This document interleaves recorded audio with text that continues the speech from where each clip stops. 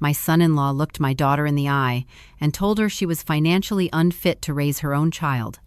He actually smiled when he said it, casually adjusting the cuffs of his $2,000 suit. He thought I was just a tired 68-year-old widow living on a fixed pension. He had no idea who I used to be, or the kind of people who still answered my calls. Before we get into this, drop a comment with where you're listening from. I always love reading where this community is from. My name is Wanda. I spent 30 years as a commander for a federal disaster rescue task force. In my line of work, I learned one absolute truth. Disasters never just happen out of nowhere.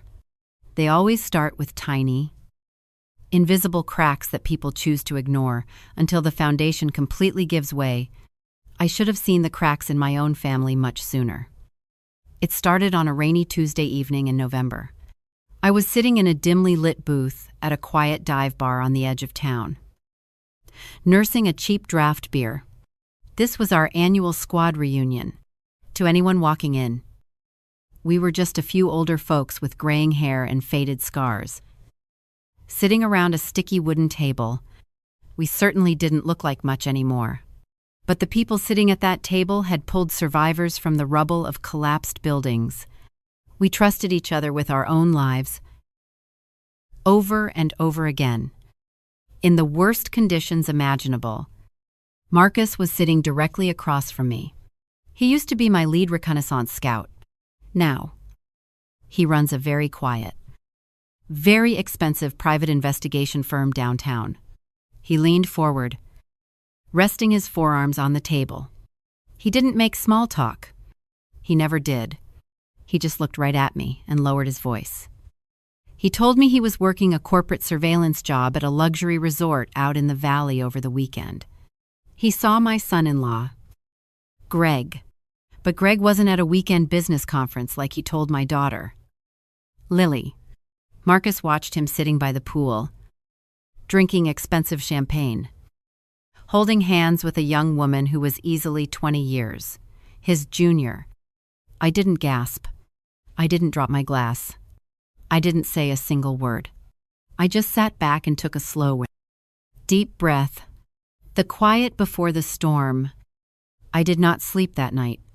When you spend 30 years coordinating federal disaster relief, your brain does not just switch off when a crisis hits. It categorizes. It assesses. It prepares for the inevitable fallout. This is note, I did not call my daughter right away. I did not march over to their house in the middle of the night and demand answers. Panic is the enemy of a successful rescue operation. You have to secure your own footing before you can pull someone else out of the wreckage. The next morning, I drove 45 minutes out to the gated suburban community where Lily and Greg lived. It was a sprawling, pristine neighborhood. The lawns were meticulously manicured. The driveways were smooth and unblemished.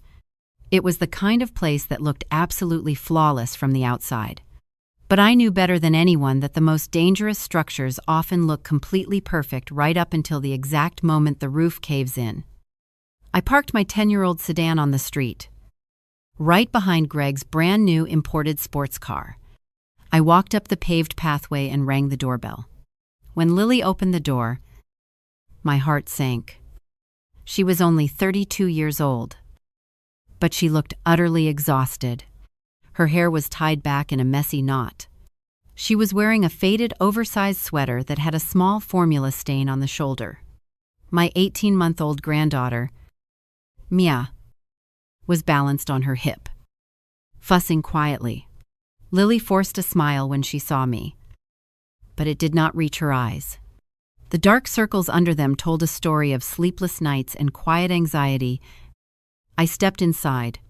The house was massive, echoing, and completely devoid of warmth. Everything was glass, steel, and stark white leather. It looked like a showroom, not a home.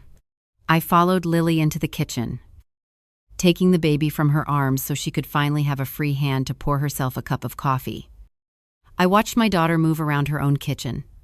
She moved carefully, hesitantly, like she was constantly afraid of breaking something or leaving a fingerprint on the immaculate marble countertops. Then, I heard the heavy, deliberate footsteps coming down the hardwood stairs. Greg walked into the kitchen. He was dressed in a tailored charcoal suit that probably cost more than my first car. His hair was perfectly styled. He smelled of expensive, overpowering cologne. There was not a single wrinkle on his shirt. He looked entirely out of place next to his exhausted wife. He did not greet me. He just walked straight to the espresso machine, expecting Lily to immediately move out of his way. I watched him. I watched the way he did not even look at his daughter. I watched the way he expected the world to simply part for him. And then, I saw it. Gleaming on his left wrist was a brand new, solid gold Rolex. It was a very specific model. I am not a watch expert, but you pick up a lot of random knowledge when you spend decades working alongside federal contractors and wealthy donors during relief galas. That watch was easily worth $50,000, maybe more. Lily had told me just 2 weeks ago that they could not afford to fix the heating unit in the guest bedroom because Greg said his company was going through a rough financial quarter. She had been crying on the phone, worried about the baby catching a chill. I stood there and holding little Mia, rocking her gently. I kept my face completely blank. I did not say a word about the watch. I just observed. Lily reached out to hand Greg his travel mug. As she did, her sleeve brushed against his wrist. It was a tiny, harmless accident. Greg pulled his arm back sharply. He looked at Lily with a level of cold disgust that sent a physical chill down my spine. He leaned in, tapping the face of the watch with one perfectly manicured finger. "Do not touch that, Lily," he said. His voice was low, smooth, and laced with absolute contempt. "It is worth more than your mother's entire retirement fund. Try to be careful for once in your life." He actually smirked after he said it. He looked right at me, making sure I heard every single word. He wanted me to feel small. He wanted me to remember my place in his house. He looked at my practical shoes, my inexpensive slacks, and my gray hair. And he saw a harmless, tired 68-year-old widow living on a fixed government pension. He thought he was the most powerful person in the room. I did not raise my voice. I did not defend myself. I did not defend my daughter. I simply looked at him, gave him a very small, polite nod, and went back to bouncing my granddaughter on my hip. I saw the visible physical release of tension in his shoulders. He mistook my silence for surrender. He believed, with the same arrogant certainty that had defined his entire life, that he had won the interaction. He grabbed his briefcase, kissed the air somewhere near Lily's cheek, and walked out the door without looking back. He had no idea. He had absolutely no idea that I was not retreating. I was just assessing the structural integrity of his life, and I had just found the exact weak point where I was going to place the charges. I drove home from Lily's house in absolute, unbroken silence. I did not turn on the radio. I just listened to the steady hum of the tires on the asphalt and focused on keeping my breathing even. In my 30 years as a disaster rescue commander, I learned that the most dangerous part of any crisis is not the initial shock. It is the immediate aftermath. When your adrenaline is spiking and every instinct is screaming at you to run headfirst into the wreckage, that is how rescue workers become casualties. You have to secure your own emotions before you can secure a disaster zone. By the time I pulled into the driveway of my modest, single-story home, the anger was no longer a wildfire. It was a block of solid ice sitting heavy in the pit of my stomach. I unlocked the front door, walked straight to my home office, and sat down at my old wooden desk. My phone buzzed in my pocket. It was a secure, Encrypted message from Marcus. Marcus and I go back 25 years. He was the best reconnaissance scout my task force ever had. He was the man we sent into the darkest, most unstable rubble piles to find a safe path for the rest of the team. He has a mind like a steel trap and a complete lack of patience for pleasantries.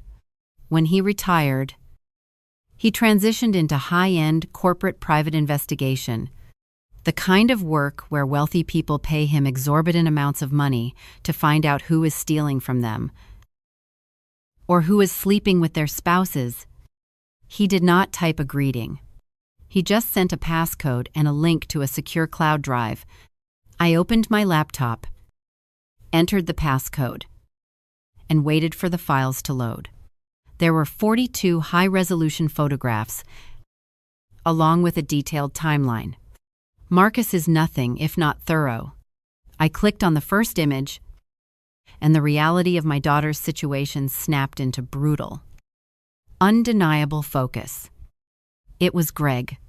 He was sitting in a private, rented cabana at the most exclusive resort in the valley. The kind of place that charges $1,000 a night just for the privilege of walking through the lobby.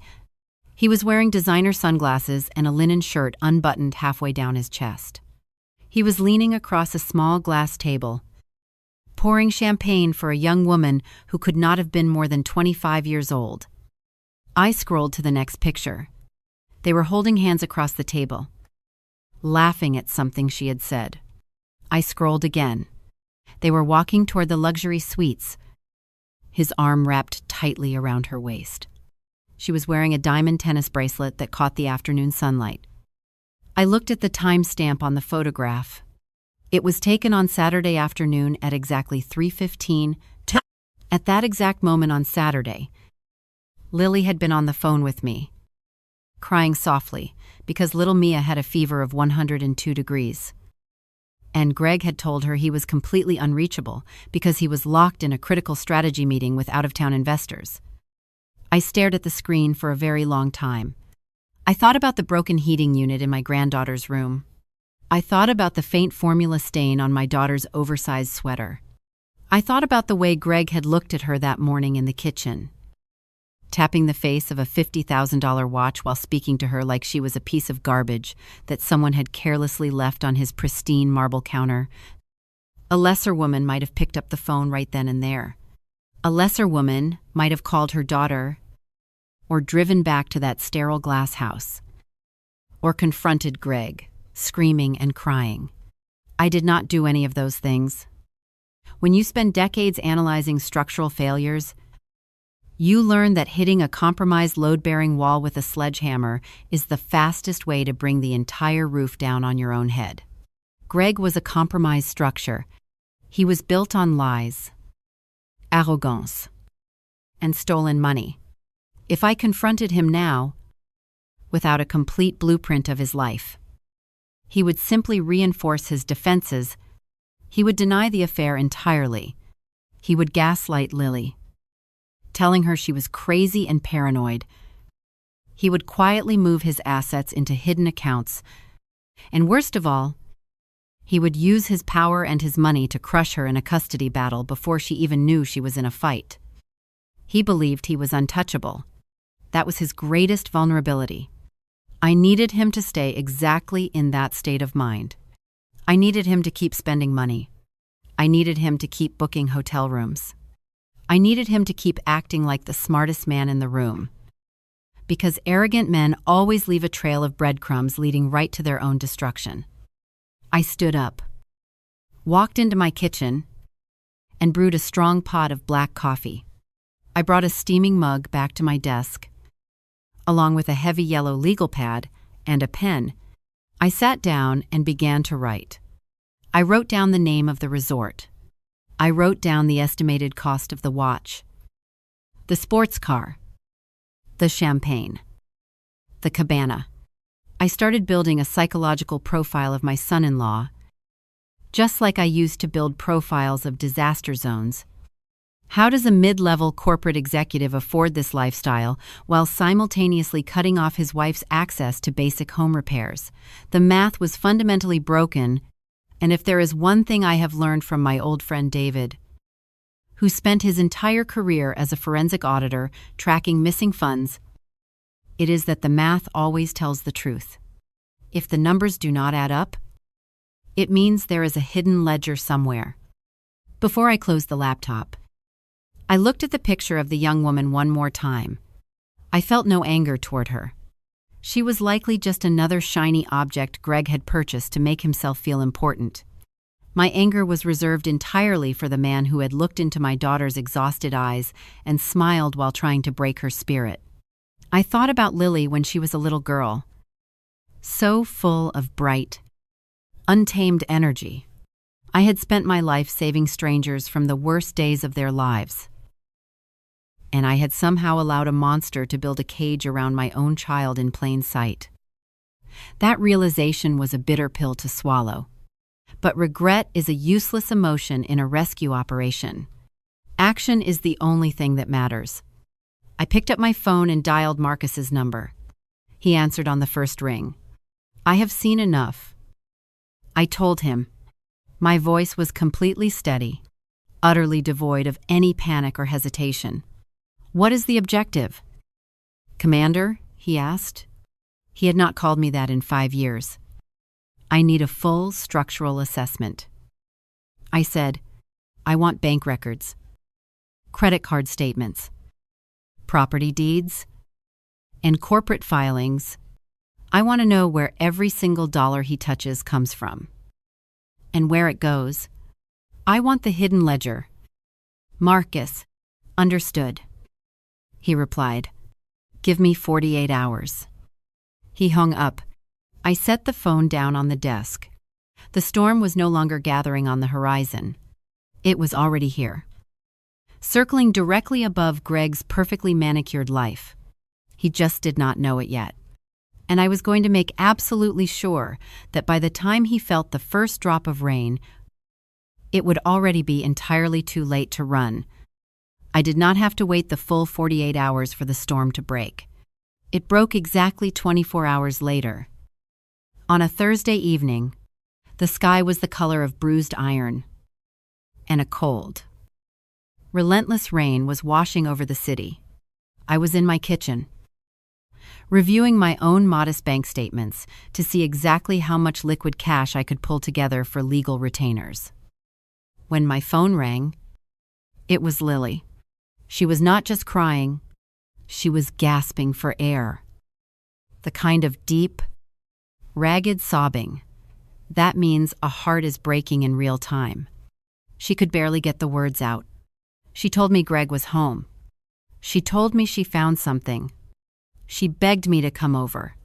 I did not ask questions. I grabbed my keys, threw on my heavy waterproof coat, and drove through the driving rain. I broke 3 different speed limits getting to their neighborhood. When I arrived at that pristine, glass and steel house, the front door was slightly ajar. I pushed it open and walked into the grand foyer. The house was completely silent, except for the sound of my wet shoes on the hardwood floor and the low, sharp voice of my son-in-law coming from the living room. I stopped in the hallway, standing just out of sight in the shadows. I needed to assess the situation before I walked into the blast zone. Lily was standing in the center of the massive, white living room. Her face was red and blotchy, her hands shaking violently. In her right hand, she was clutching a printed piece of paper. It looked like a credit card statement. Mia was asleep upstairs. Thank God, sparing her from the ugly reality unfolding below. Greg was standing by the wet bar. He was pouring himself a glass of expensive scotch. He did not look angry. He did not look guilty. He looked profoundly annoyed, like a man who had just been interrupted by a telemarketer during his favorite television show. Lily raised the paper, her voice cracking as she spoke. She asked him why there was a charge for $4,000 at a boutique jeweler downtown.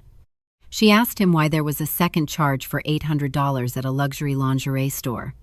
She told him she had called his office, and his secretary had accidentally mentioned that he took the afternoon off on Tuesday. Any normal man caught in a lie like that would panic. A normal man would backpedal, make up an excuse, or at least have the decency to look ashamed. Greg took a slow sip of his scotch. He set the heavy crystal glass down on the marble counter with a soft clink. He turned to face my daughter, slipped one hand casually into the pocket of his tailored trousers, and looked at her with an expression of absolute, unvarnished contempt. "You went snooping through my private office." "Lily?" he asked. His voice was smooth and quiet, which somehow made it infinitely worse.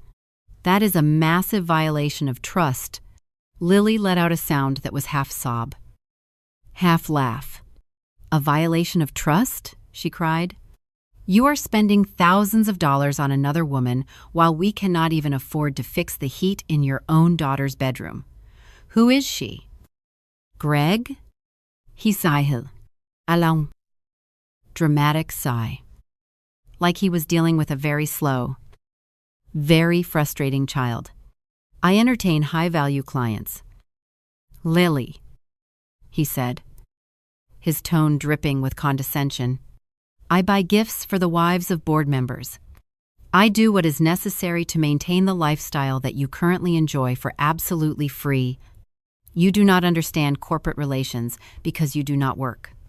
You sit in this house, which I pay for, eating food that I buy, wearing clothes that I provide." Lily stepped back as if he had physically struck her. The cruelty in his voice was so casual, so completely ingrained in his character, that it took my breath away. He was gaslighting her with absolute precision. He was taking his own betrayal and twisting it into a weapon to make her feel small, useless, and entirely dependent on his financial mercy. "You contribute absolutely nothing to the bottom line of this family," Greg continued, taking a step toward her. His shadow stretched long and dark across the pristine white rug. "So do not ever walk into my office and question how I spend the money that I earn. If it were not for me, you would be living in a cramped apartment, clipping coupons, just like your mother." That was my cue. I stepped out of the shadows of the hallway and walked fully into the light of the living room. I did not rush. I did not yell.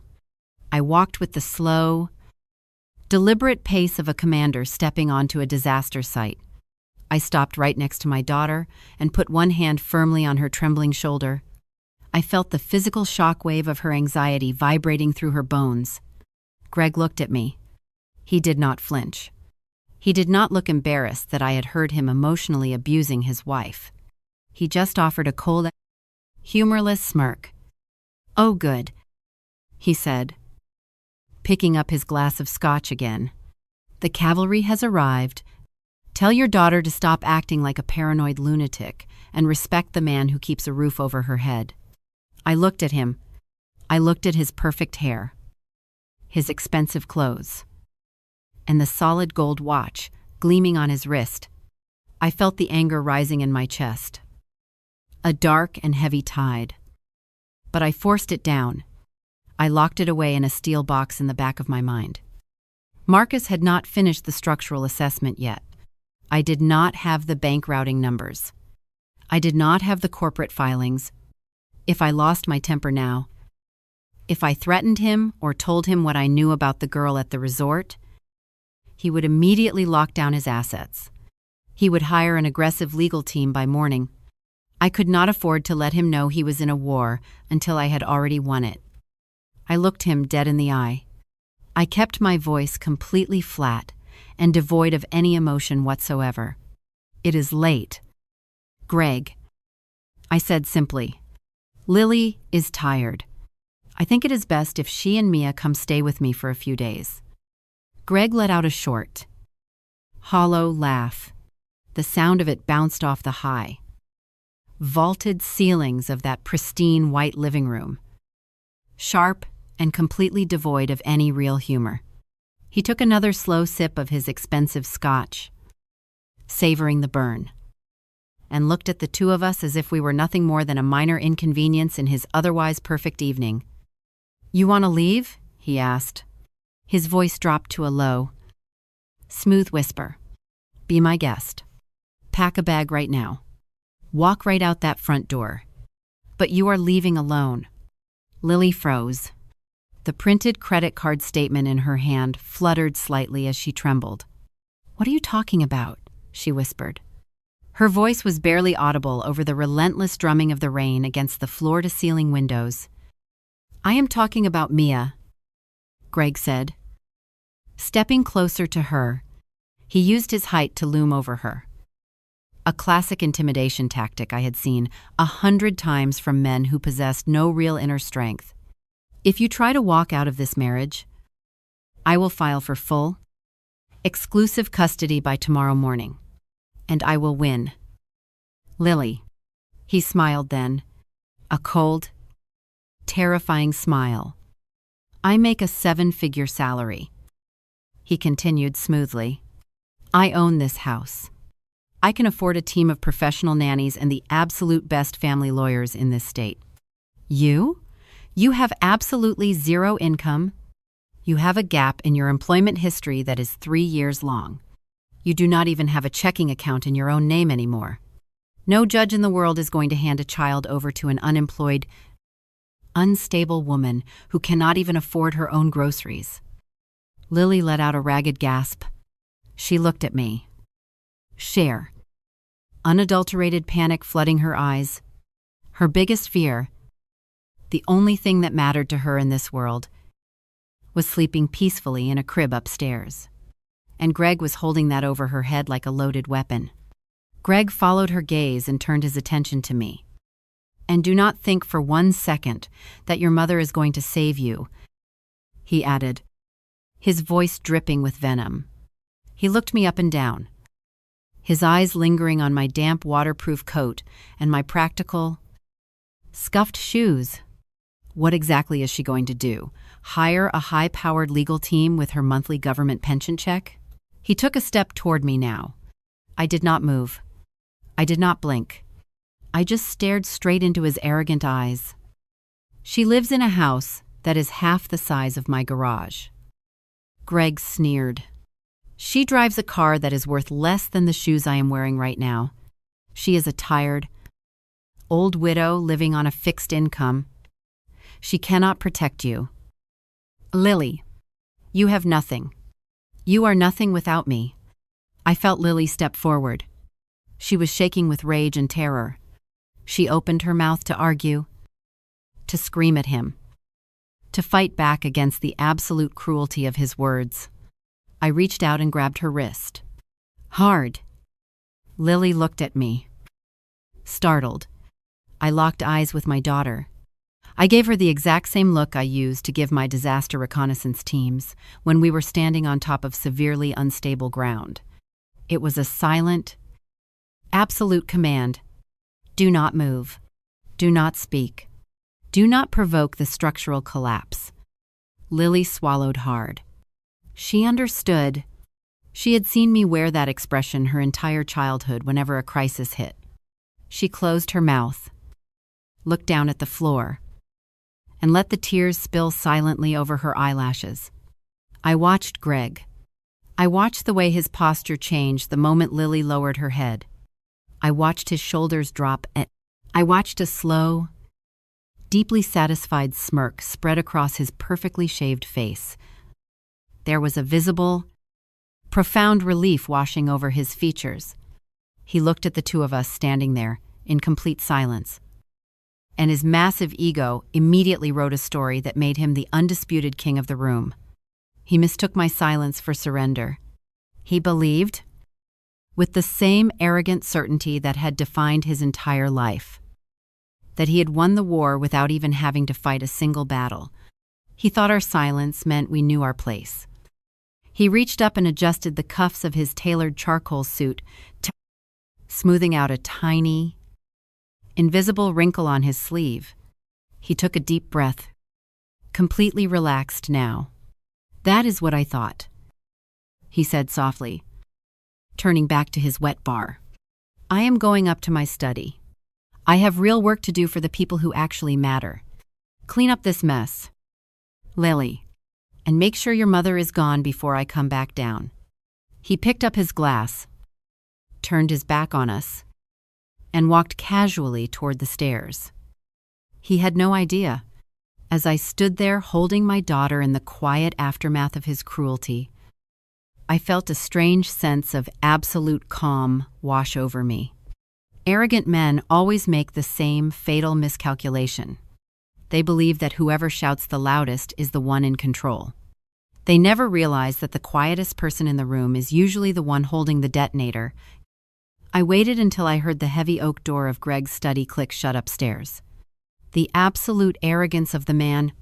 He truly thought he could drop a bomb in the middle of his own living room and just walk away to let someone else sweep up the debris. I turned to Lily. She was completely paralyzed, staring at the empty space where her husband had just been standing. Go upstairs, I told her softly. My voice was exactly the tone I used to use when guiding a panicked survivor out of a collapsed stairwell. Pack one bag for you and one bag for Mia. Just the absolute essentials. Do not take anything he bought you. Just comfortable clothes, formula, and the baby's favorite blanket. We are leaving in exactly 10 minutes. Lily blinked, the tears finally spilling over. But Mom, she whispered, her voice trembling. What if he wakes up tomorrow and calls the police? What if he files for custody first thing in the morning, just like he said? He has so much money. He knows all the judges. I looked at my brilliant, beautiful 32-year-old daughter, who had been systematically broken down into a terrified shadow by a man who wore a $50,000 watch. He is not going to do anything tomorrow morning, I said steadily. Men like Greg only make threats when they have an audience. He wants you to sit in this house tonight and let the fear eat you alive. He expects you to be here making his coffee when he comes down for breakfast. Completely broken and ready to apologize for questioning him. We are not going to give him the satisfaction of a surrender. Go pack. It took her exactly 8 minutes. We carried a sleeping Mia out to my 10-year-old sedan, shielding her from the driving rain with my heavy waterproof coat. I buckled the car seat in the back, started the engine, and drove us away from that sterile, glass and steel prison. The drive back to my house took 45 minutes. Lily cried silently the entire way, her head leaning against the cold passenger window. I let her cry. In a crisis, you have to let the initial shockwave pass through a person before you can start rebuilding their foundation. When we got to my modest, single-story home, the contrast was immediate. My house was small, but it was warm. The heating worked perfectly. I settled Mia into the portable crib I always kept in the spare bedroom, and I made Lily a cup of chamomile tea. I sat with her at my worn wooden kitchen table until her hands stopped shaking. I am so scared. Mom, she finally whispered, wrapping her fingers around the warm ceramic mug. He was right. I have no money. I have no job. I do not even have a lawyer.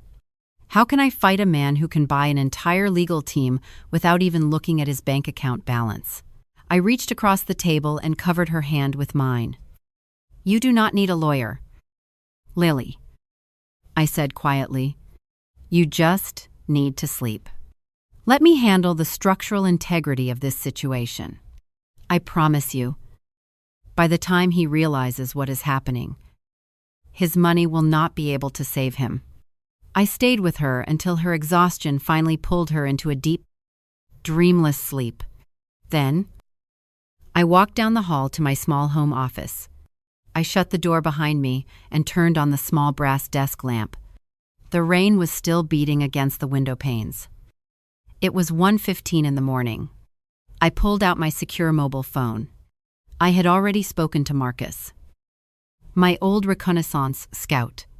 He was pulling the financial records, but a rescue operation is never a one-person job. If Greg wanted a legal war, I was going to give him a federal disaster response. I dialed a number I had not called in 3 years. It rang exactly twice before a sharp, awake voice answered. "Talk to me." "Commandez," Sarah said.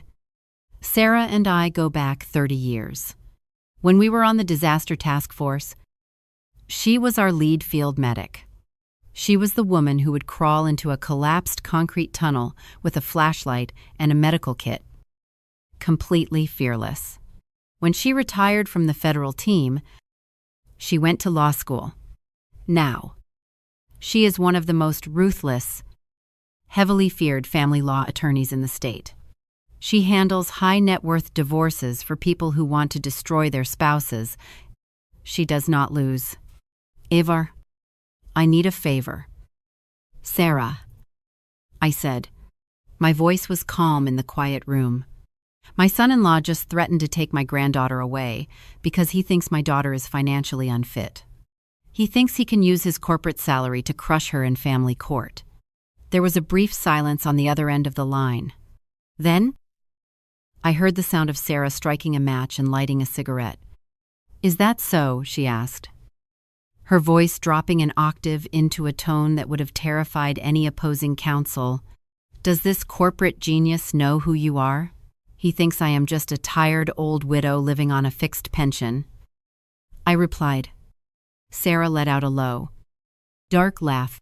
"Oh, I love it when they think that. Send me everything you have by 8 o'clock tomorrow morning. I will draft a preemptive custody order, so airtight he will not be able to breathe without my permission. We are going to take this man apart brick by brick." I thanked her and hung up. I took a slow breath. Looking at the yellow legal pad on my desk, the blast zone was secured. My daughter was safe. The perimeter was locked down. Now, it was time to bring in the heavy machinery. I dialed one more number. This time, I needed my logistics and supply chain expert. I needed David. Because if Marcus was going to find the hidden money, David was the man who knew exactly how to legally freeze it, so Greg could not touch a single dime. The storm was no longer outside my window. The storm was me. And Greg was standing right on the fault line. I looked at the small clock sitting on my desk. It was almost 1:30 in the morning. The rain was still beating heavily against the glass of my office window. But the panic inside my chest was completely gone. It was replaced by a cold, sharp focus. I picked up my phone and dialed the third and final number. It rang 3 times. David always took a little longer to answer. He is a man who lives entirely in his own head, constantly calculating, constantly analyzing variables that most people do not even notice. David spent 25 years as the lead logistics and supply chain director for my federal disaster response team. When a Category 5 hurricane wiped out an entire coastline, David was the man who figured out how to move 10,000 tons of fresh water and medical supplies through completely destroyed infrastructure in under 48 hours. He sees clear pathways where other people only see absolute chaos. When he retired, he took that exact same skill set and became an independent forensic auditor. He tracks missing money for massive corporations. He finds the hidden financial pathways that corrupt executives use to hide their stolen wealth. He is a bloodhound for numbers. And he has absolutely zero tolerance for liars. He answered the phone with a rough, heavy cough. "I am listening." "Commandez," he said. His voice was gravelly from sleep, but his mind was already fully awake. I leaned back in my old wooden chair. I told him about the $50,000 solid gold watch. I told him about the luxury cabana at the Valley Resort. I told him about the $4,000 charge at the boutique jeweler and the $800 lingerie receipt. Then, I told him about the broken heating unit in my granddaughter's bedroom. The math is fundamentally broken. David, I said quietly.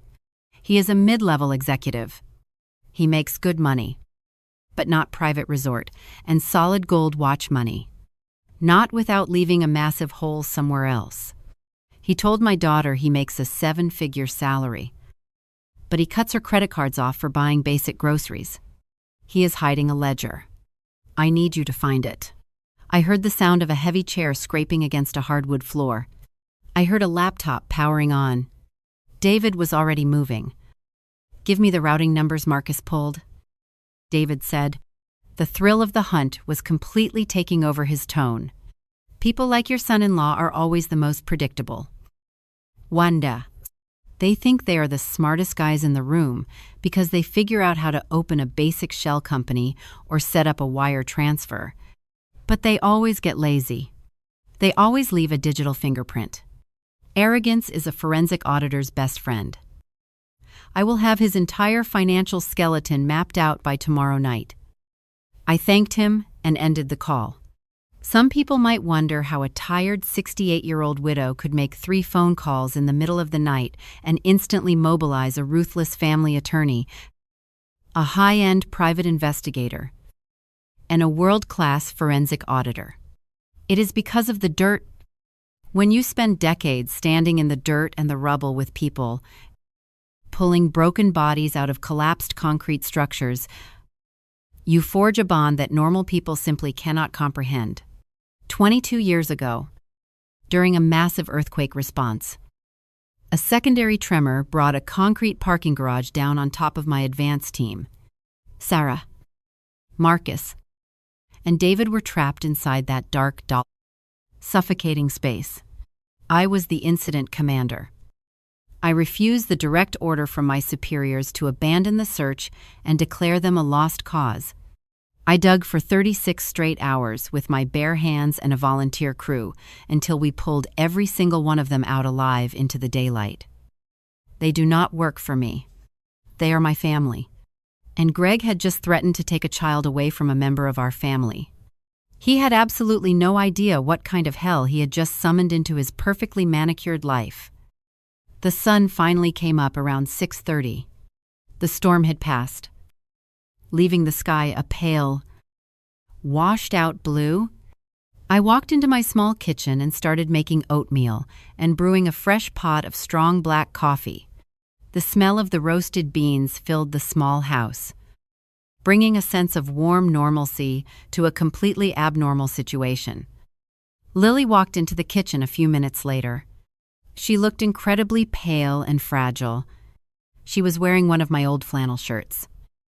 Her arms wrapped tightly around her stomach as if she was trying to hold herself together physically. She sat down at the worn wooden table and stared blankly at the empty ceramic mug in front of her. "Did he call?" she whispered. Her voice was shaking again. "Did the police come? Is he filing the custody papers right now?" I set a hot bowl of oatmeal in front of her. I poured her a cup of steaming coffee. I sat down directly across from her and looked her right in the eye. "Lily," I said, keeping my voice incredibly soft but completely firm, "listen to me very carefully. You are never going back to that house. You are never going to let that man make you feel small again." She started to cry, the tears spilling silently over her eyelashes and down her cheeks. "But Mom," she said, her voice cracking, "I have nothing. He is going to crush me. He has so much money." I reached across the table and wiped a tear from her face. "He is not going to crush anyone," I replied steadily. "I want you to eat your breakfast. I want you to go play with Mia in the living room. I want you to take a long, warm shower and just breathe." She looked at me like I was speaking a completely foreign language. "Relax?" she asked, shaking her head. "How can I relax? Because by 8 o'clock this morning," I said, taking a slow sip of my own coffee, "Greg is going to have much bigger problems to worry about than intimidating a woman who is holding a baby." At exactly 8 o'clock, my phone buzzed heavily on the kitchen counter. It was a secure text message from Sarah. It contained exactly 3 words. "The trap is set." I looked out the window at the bright morning light. The quiet observation phase of this rescue operation was officially over. It was time to start breaking down the doors. I told Lily to keep the doors locked and to just focus on playing with little Mia in the living room. I promised her I would be back before lunch. I grabbed my keys, stepped out into the crisp, post-storm morning air, and drove downtown to Marcus's private investigation firm. His office is located on the 4th floor of an unmarked, completely generic brick building. There is no sign on the door. People do not find Marcus by looking in a directory. They find him when they are desperate enough to ask the right people in the darkest rooms. I walked in without knocking. The room smelled of stale black coffee and ozone from the heavy computer servers humming in the corner. Marcus was leaning against his desk, arms crossed. Sitting in the center of the room, bathed in the glow of a massive digital whiteboard, was David. David looked terrible. He was wearing the same wrinkled dress shirt from the day before. He had dark, heavy bags under his eyes, and his gray hair was sticking up in every direction. He looked exactly the way he used to look after 72 straight hours of coordinating supply drops over a disaster zone. He also looked happier than I had seen him in a decade. "Commandez," David said, taking a slow sip from a massive ceramic mug. "The foundation is completely rotten. It is worse than we thought. And he is significantly stupider than he thinks he is." I pulled up a leather chair and sat down. "Show me the structural damage," I said. David tapped a key on his laptop, and the massive digital whiteboard lit up with a complex web of bank logos, routing numbers, and red transaction lines. "He is not just spending his corporate salary on this girl," David explained, pointing his pen at a cluster of accounts on the left side of the screen. I dug into the joint savings account he shares with Lily, the one he told her was completely depleted because of a bad stock market run last year. The market had absolutely nothing to do with it. Greg has been systematically draining his own family dry for 24 months. I stared at the screen. "How did he hide it?" I asked. My voice was dangerously quiet. "He used a basic shell company," David said, shaking his head in sheer professional disgust. "He registered a limited liability corporation in Delaware. He named it after his childhood golden retriever. A typical arrogant amateur move. He assumed Lily would never look at the tax filings, and he assumed nobody else would ever care enough to dig into his secondary ledgers." David tapped another key. A long list of wire transfers populated the screen.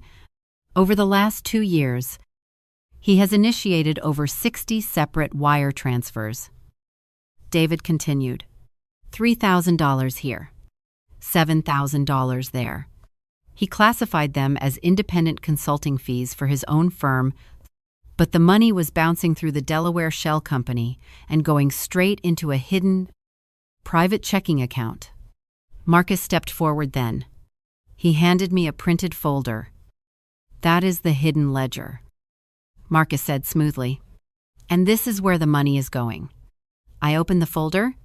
The first page was a copy of a residential lease agreement for a luxury penthouse apartment in the most expensive district downtown.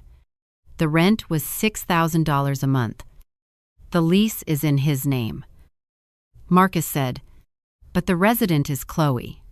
She is a 24-year-old aspiring social media influencer. He bought her the $50,000 solid gold watch. He pays her rent. He pays for the private cabanas. He is currently funding a lifestyle he cannot actually afford by stealing the financial security out from under his own wife and daughter." I looked at the lease agreement. I thought about Lily wearing my old oversized flannel shirt, terrified to turn on the heat in her own home because the man who promised to protect her was actively robbing her blind. The steel box in my mind where I kept my anger began to rattle, but I forced it completely shut. Emotion makes you sloppy. Logic is how you destroy a man like Greg." Marcus reached over and tapped the keyboard. The financial documents vanished, replaced by a live feed of a public social media profile. It was a video posted exactly 15 minutes ago. It was Greg. He was sitting on the outdoor patio of an incredibly exclusive brunch club right here in the city. The sun was shining. He was wearing a tailored navy blazer and designer sunglasses. Chloe was sitting next to him, laughing and holding up a glass of expensive champagne to the camera. Greg looked completely relaxed. He looked utterly untroubled by the world. He was sitting there, drinking imported champagne, genuinely believing that he was untouchable. He believed my daughter was sitting on my worn couch right now, crying her eyes out, completely broken and trying to figure out how to beg for his forgiveness. He believed his threat about taking full custody of Mia had entirely neutralized any resistance. He thought he had completely secured his perimeter. My secure mobile phone buzzed in my pocket. It was Sarah. I put her on speakerphone so Marcus and David could hear. "Tell me you have a visual on the target," Sarah said. Her voice was sharp, fast, and completely devoid of mercy. "He is having brunch at the country club." I replied. "He looks very comfortable." "Good?" Sarah said. "Let him finish his eggs." I just walked out of the family court judge's chambers. I presented David's forensic audit, along with an emergency ex parte motion for the immediate freezing of all marital assets, citing severe financial abuse and the active, malicious dissipation of marital funds. There was a brief pause on the line. I could hear the sound of Sarah's high heels clicking rapidly against the marble floors of the courthouse. The judge took one look at the Delaware Shell Company and signed the order immediately. Sarah continued. "Every single bank account with Greg's name on it is currently being locked down by the federal banking system. His hidden checking account, his joint accounts, his investment portfolios, all of it." I looked at the video of Greg smiling on the massive monitor. "How long until the freeze hits the retail level?" I asked. Sarah let out a low, dark laugh. "The electronic notices went out 10 minutes ago," she said. "His credit cards are going to start declining in exactly 1 hour. Enjoy the show." "Commandez." She hung up. I looked at David. He leaned back in his chair and closed his eyes. A small, satisfied smile touching the corners of his mouth. Marcus quietly closed the laptop. The explosive charges were planted. The structural supports had been completely severed. All we had to do now was sit back and watch the roof cave in on the most arrogant man in the world. I left David and Marcus in that dimly lit office and drove back to my house. The heavy storm from the night before had completely passed. The streets were dry, and the morning sun was bright, casting long, sharp shadows across the pavement. It felt like a completely normal Friday morning. People were walking their dogs on the sidewalks. Delivery trucks were making their routine rounds. Nobody in that quiet neighborhood had any idea that a perfectly manicured life on the other side of the city was about to be completely demolished. When I walked through my front door, the quiet warmth of my home was immediately shattered by the sound of someone crying. Lily was curled up on the edge of my worn fabric sofa. Little Mia was happily stacking wooden blocks on the rug near the television, completely unaware of the absolute terror radiating from her mother. Lily looked up at me as I took off my waterproof coat. Her face was ashen. She was holding her mobile phone tightly in both hands, her knuckles completely white from the strain. "He did it," she whispered. Her voice was barely a breath, shaking with fresh tears. "He actually did it." "Mom." I walked over and sat down next to her on the sofa. "What did he do?" "Lily?" I asked softly. She handed me the phone. I looked at the cracked screen. It was a text message from Greg, sent just 3 minutes ago. I read the words out loud in my head. "I just locked your access to our joint checking account." The message read, "I also completely canceled your primary grocery credit card. You have absolutely $0 to your name right now. You want to act like a paranoid child and run away to your mother's tiny house? Fine. Let us see exactly how long her fixed government pension keeps you and my daughter fed.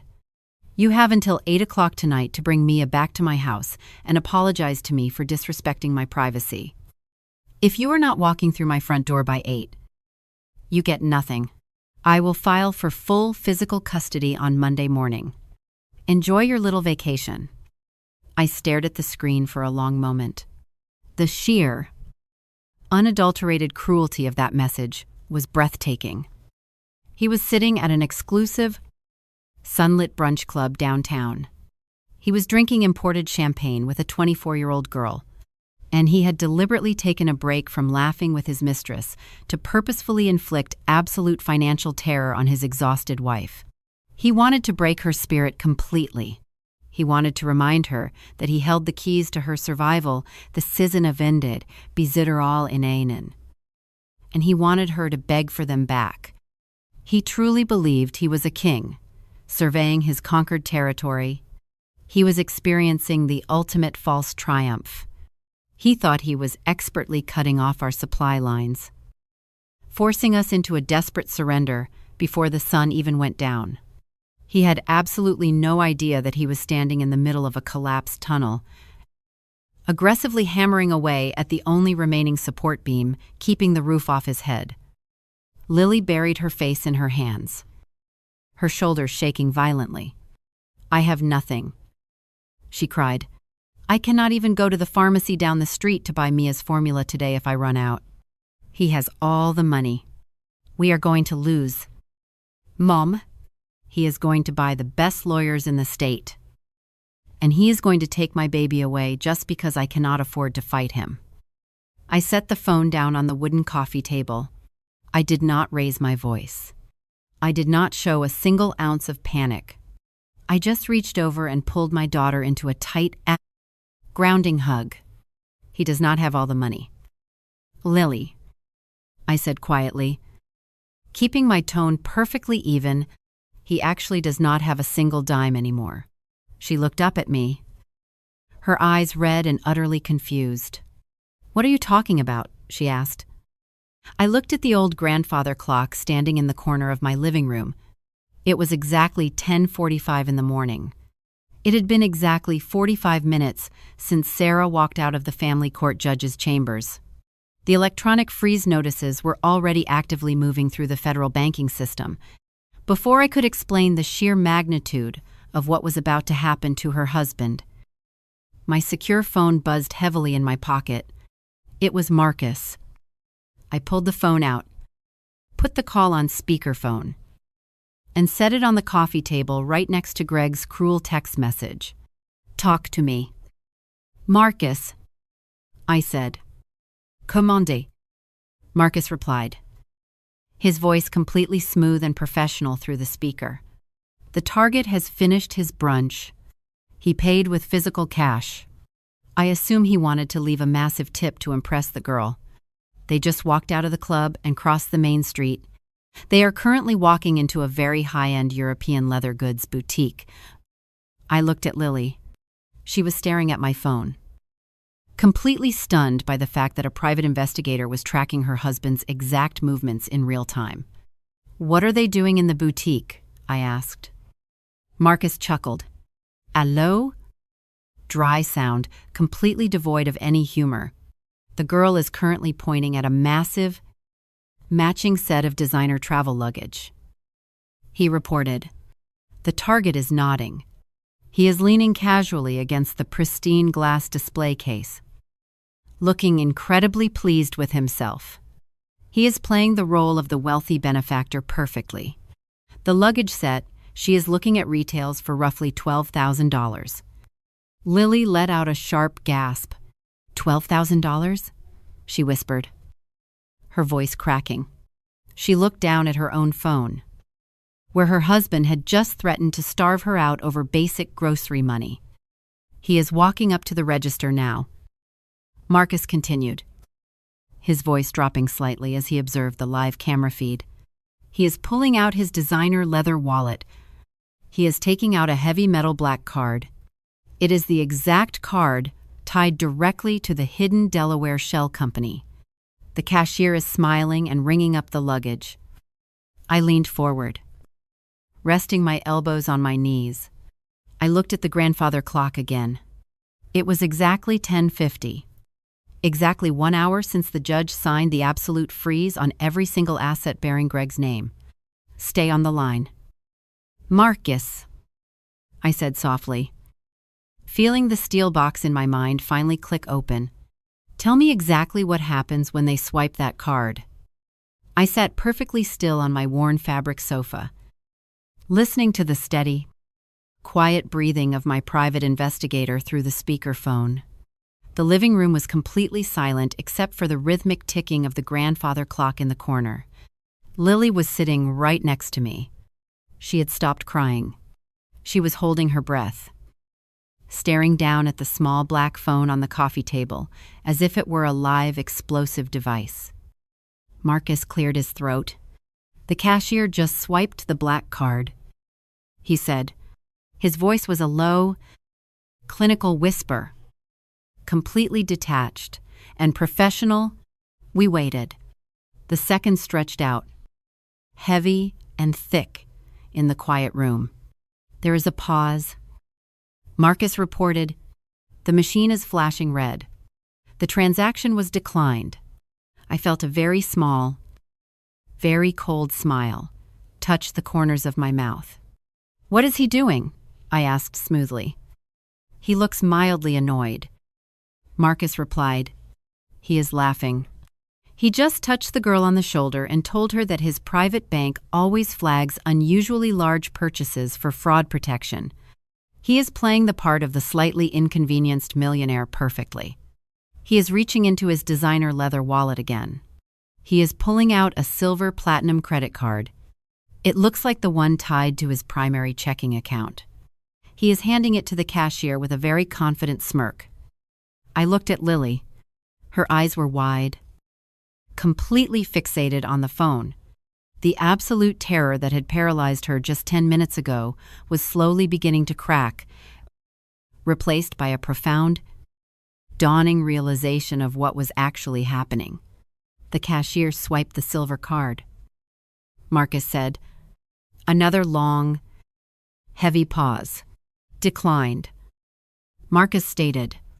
Lily let out a sharp, involuntary gasp.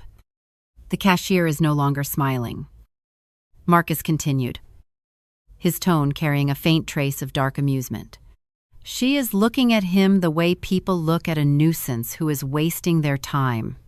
She just slid the $12,000 luggage set off the pristine glass counter and placed it on the floor behind her register. The girl, Chloe, has physically taken a step back from him. She looks incredibly embarrassed. She is looking around the boutique to see if anyone else is watching them. And Greg? I asked. He is no longer smiling. Marcus said, the smirk is completely gone. He is actually getting red in the face. He is raising his voice. He is telling the cashier that her machine must be broken. He just pulled out a third card, a corporate travel card. He practically threw it at the woman behind the counter. We listened to the faint, muffled sounds of the high-end boutique coming through the phone's microphone. I could hear the sharp, defensive tone of Greg's voice in the background, though I could not make out the exact words. Declined again. Marcus reported simply, the boutique manager is walking over now. They are asking him to lower his voice or leave the store. I leaned back against the sofa cushions. The structural supports were completely severed. The roof was finally coming down.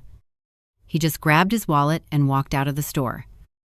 Marcus said, his voice rustling slightly as he evidently began to follow my son-in-law out onto the busy downtown sidewalk.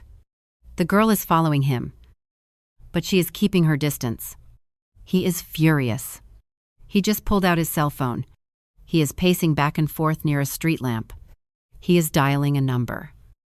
I knew exactly who he was calling. He was calling the VIP wealth management hotline at his bank. He was expecting to scream at some poor customer service representative and demand that they immediately lift the fraud alert on his accounts. Get as close as you safely can. Marcus, I said quietly. Tell me what he is saying. There was a brief silence on the line, accompanied by the sound of passing cars and city traffic. Then, Marcus's voice came back, crystal clear. He is screaming at the banking representative, Marcus said. He is demanding to know why all of his accounts are locked. He just threatened to move his entire portfolio to a competitor by Monday morning if they do not fix the error in 60 seconds. I waited. I knew the exact protocol for federal banking freezes. The representative on the other end of the line was not going to apologize. They were going to read a mandatory legal script. Marcus let out a very low whistle. He stopped pacing. Marcus reported. He just stopped dead in his tracks. The color is completely draining out of his face. He is staring blankly at the brick wall of the boutique. What is he saying? Lily whispered. Leaning closer to the phone, he is asking the representative to repeat what they just said. Marcus replied. His voice is shaking. He just said, What do you mean a court order? What family court judge? What ex parte motion? Lily covered her mouth with both hands. Tears were welling up in her eyes again.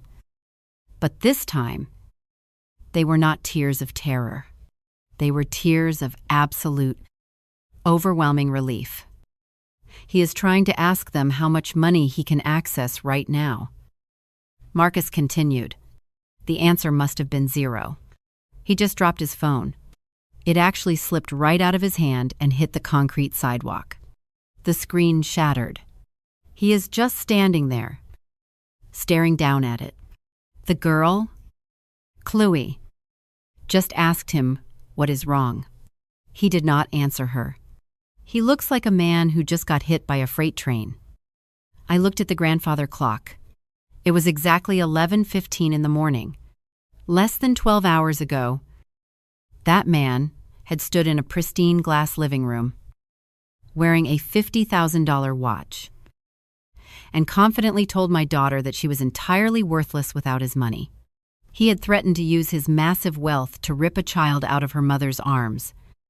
Now, he was standing on a public sidewalk, unable to even buy a cup of coffee, staring at a broken phone with absolute terror in his eyes. Stand down for now. Marcus, I said, keeping my voice completely even. He is going to call his own lawyers as soon as he finds a working phone. I want to know who he hires. Understood. Commande, Marcus replied. I will track his movements and send you the updates. Have a pleasant afternoon. The line clicked dead. The living room returned to its peaceful, quiet state. Little Mia was still sitting on the rug, happily babbling to herself as she stacked her wooden blocks. I picked up the phone, turned off the speaker, and set it back down on the table next to the cruel text message Greg had sent just half an hour prior. Lily looked at me. Her hands were no longer shaking.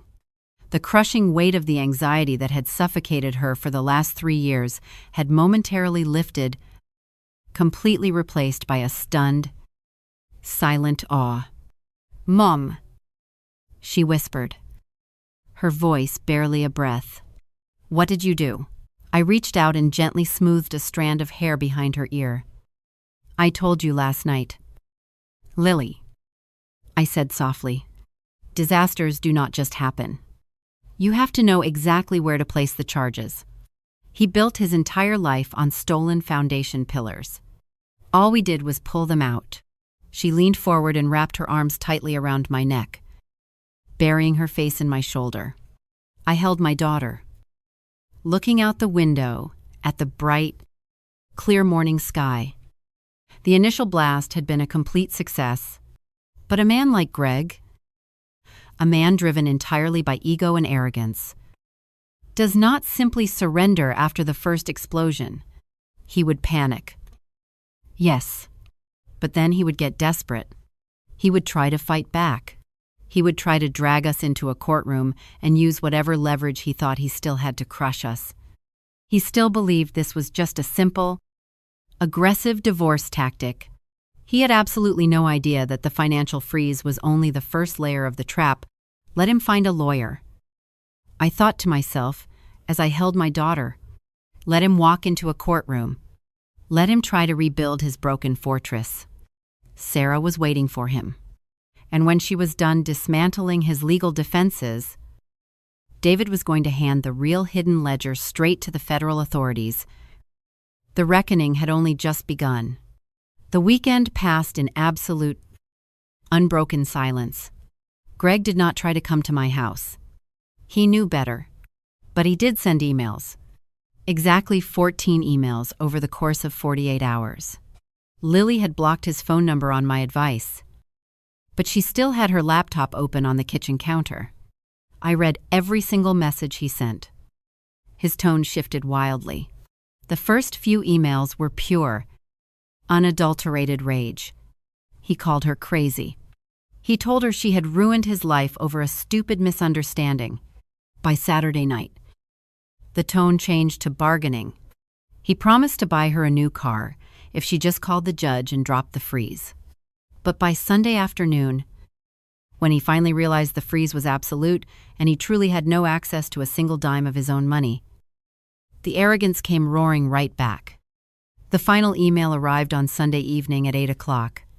It was very short. It said he had retained the services of a man named Richard Vance. Richard was a partner at one of the most aggressive, expensive family law firms in the city. Greg told Lily that Richard was going to absolutely destroy her in the emergency hearing on Monday morning. He told her she was going to walk out of that courthouse without her daughter, without a house, and without a single dollar to her name. He ended the email by telling her it was entirely her fault. I printed that final email and put it in my manila folder. I did not feel angry. I felt the exact same cold, sharp focus I used to feel right before stepping into a heavily compromised disaster zone. Monday morning arrived with a biting, cold wind. We left Mia with a trusted neighbor and drove downtown to the Federal Family Courthouse. The building was massive, all gray stone and towering pillars. Inside, it smelled of floor wax, stale coffee, and nervous sweat. We took the elevator up to the 4th floor and walked down the long, echoing hallway toward courtroom number 7. Lily was wearing one of my old, dark navy blazers. She looked tired, but she held her head high. The paralyzing terror from the weekend was gone. She was finally starting to realize that she was not the one who should be afraid. Greg was already standing outside the courtroom doors. He was wearing a brand new, perfectly tailored charcoal suit. He must have picked it up from the dry cleaners before the accounts were frozen. His hair was perfectly styled, but if you looked closely, you could see the cracks. There were dark circles under his eyes. His posture was stiff.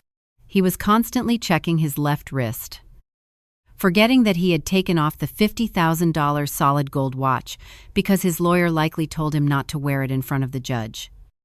Standing next to him was Richard Vance. Richard was exactly what you would expect from a lawyer who caters to arrogant, wealthy men. He had slicked back hair, a very expensive leather briefcase, and a smile that looked like a permanent sneer. When Greg saw us walking down the hallway, that familiar, arrogant smirk slowly crept back onto his face. He leaned over and whispered something to his lawyer. Richard turned, looked us up and down, and actually let out a small, dismissive laugh. They looked at my sensible shoes. They looked at Lily's borrowed blazer. They saw a tired old widow and a broke, terrified housewife. They truly believed we were walking into a slaughter They thought Lily was entirely unrepresented. They thought they were going to spend the next hour slowly tearing her apart in front of a judge. That was the exact moment the elevator doors at the end of the hallway chimed and opened. I heard the heavy, rhythmic clicking of high heels on the marble floor long before I turned around. It was Sarah. She was wearing a razor-sharp, tailored black suit. She carried a battered leather briefcase that had seen more high-stakes legal battles than most sitting judges. She did not walk down the hallway. She marched. She moved with the absolute, unyielding authority of a commander, taking over a battlefield. I watched Richard Vance's face as Sarah approached. It was a truly beautiful thing to witness. The dismissive, arrogant smirk completely vanished from his lips. His eyes widened. He actually took a physical step backward, bumping his shoulder against the heavy wooden door of the courtroom. He knew exactly who Sarah was. Every single family law attorney in the state knew exactly who she was. She was the woman who had personally dismantled the legal careers of 3 different opposing counsels just last year. She was an absolute predator in the courtroom, entirely devoid of mercy. Greg looked at his lawyer, confused by the sudden change in demeanor. "What is wrong?" Greg asked, his voice echoing slightly in the quiet hallway. Richard did not answer him. He could not even speak. He just kept staring at Sarah as she stopped right in front of us. Sarah did not even look at Greg. She looked at Lily. She gave my daughter a very small, very warm smile. Then she turned her head very slowly and locked eyes with Richard Vance.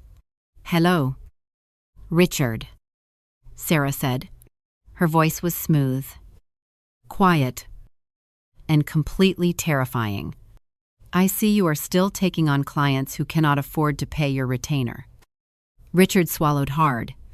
He looked at Greg, then back at Sarah. "You are representing her?" he asked. His voice actually cracked. Sarah did not answer the question. She did not need to. She simply turned her attention to Greg. She looked him up and down, taking in his tailored suit, his nervous posture, and the empty space on his left wrist where his golden watch used to be. "You must be Greg," she said softly. "You have absolutely no idea what you have just walked into today. But do not worry. I'm going to explain it to you in excruciating detail over the next hour." The heavy wooden doors of courtroom number 7 swung open. A bailiff stepped out into the hallway and called our names. Greg just stood there, completely frozen. The false triumph he had been wearing like a shield just 60 seconds ago was entirely gone, replaced by a sudden, suffocating panic. He finally realized that he was not the one setting the trap. He was the one standing directly inside of it. I put my hand on Lily's shoulder, and together, we followed Sarah into the courtroom to watch the roof completely cave in on my son-in-law. Courtroom number 7 was heavily paneled in dark mahogany. The air inside felt thick and completely sterile. We took our seats at the petitioner table. Greg and his expensive lawyer, Richard Vance, sat exactly 10 feet away at the respondent table. I watched Greg closely. He was sweating. A single drop of moisture rolled down the side of his perfectly shaved neck, soaking into the pristine collar of his tailored charcoal suit. The absolute panic he had felt in the hallway was now radiating from him in actual, physical waves. The judge walked in. She was a stern, older woman, with silver hair pulled tightly back, and a facial expression that clearly indicated she had absolutely zero patience for wealthy men playing games in her courtroom. Richard Vance stood up first. He tried to run his standard, aggressive playbook. He cleared his throat, smoothed his silk tie, and started talking in a loud, commanding voice. He told the judge that his client was the sole provider for the family, making a massive 7-figure salary. He painted Lily as an unstable, unemployed mother who had essentially kidnapped their child over a minor marital dispute. He actually had the nerve to ask the judge for an immediate emergency custody order to protect his daughter from an unsafe living environment. Sarah did not object. She did not interrupt him. She just sat there, her hands resting calmly on the table, and let him talk. She let him dig the hole as deep as he possibly could. When Richard finally sat down, looking incredibly proud of himself, Sarah stood up. She did not raise her voice. She did not pace around the room for dramatic effect. She simply opened her battered leather briefcase, pulled out a thick stack of bound paper, and handed it to the bailiff to pass up to the judge. Then, she began to dismantle my son-in-law piece by piece. "Your Honor," Sarah said smoothly, her voice echoing in the quiet room. "Opposing counsel is entirely correct about one thing. His client does make a 7-figure salary. What he conveniently failed to mention is that his client has spent the last 24 months actively embezzling his own marital assets to fund a hidden lifestyle with a 24-year-old woman, while simultaneously cutting off his wife's access to basic grocery money." Richard jumped to his feet immediately, his face flushing red. He yelled out an objection, claiming those were completely baseless. Slanderous accusation. Sarah did not even look at him. She just looked at the judge. "I want to direct the court's attention to page 4 of the forensic audit," Sarah continued, her tone absolutely relentless. "It details a Delaware limited liability company. It was established exactly 2 years ago.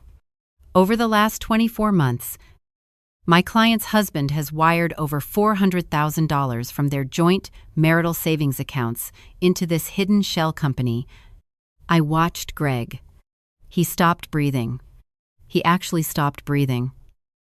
He used those stolen funds to lease a luxury penthouse apartment downtown for $6,000 a month, Sarah said. Reading off the audit, he used those funds to purchase a $50,000 solid gold watch, and just 48 hours ago, he attempted to use a credit card tied to those exact same funds to purchase a $12,000 set of designer luggage. Literally minutes after texting my client that he would starve her out if she did not surrender physical custody of their 18-month-old daughter.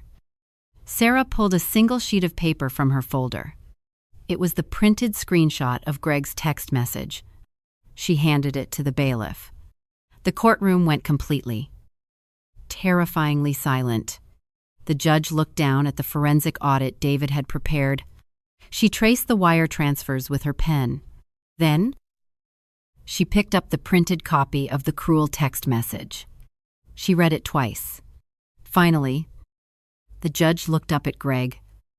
"I have spent my entire career working alongside federal authorities and seeing people at their absolute worst. I have seen judges get angry before, but the look of purely unvarnished disgust on this judge's face was something else entirely." Greg was completely paralyzed. He looked desperately at Richard, expecting his expensive, high-powered attorney to do something, to object again, to fight back, to find a legal loophole.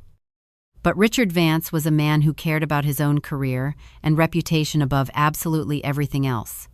He realized in that exact moment that Greg had lied to him. Greg had hidden the Delaware shell company from his own attorney. Richard looked at the forensic audit, then looked at Sarah, and he physically took a step away from his own client. He sat down heavily in his leather chair, closed his expensive briefcase, and did not say another word. The judge did not hesitate for a single second. She looked Greg dead in the eye and delivered the absolute, total destruction of his perfectly manicured life. She granted Lily full, exclusive physical and legal custody of Mia on a temporary emergency basis. She ordered the absolute asset freeze to remain completely in place until the divorce was finalized, stripping Greg of his ability to touch a single dime. But she made one specific exception. She ordered the banking institution to immediately release $50,000 into a brand new, secure account solely in Lily's name to cover her living expenses and legal fees. And then, leaning forward over her heavy wooden desk, the judge looked right at Greg and told him that if he even attempted to contact Lily, or if he came within 500 feet of my house, she would have him thrown in the county jail before the sun went down. The hearing lasted exactly 45 minutes.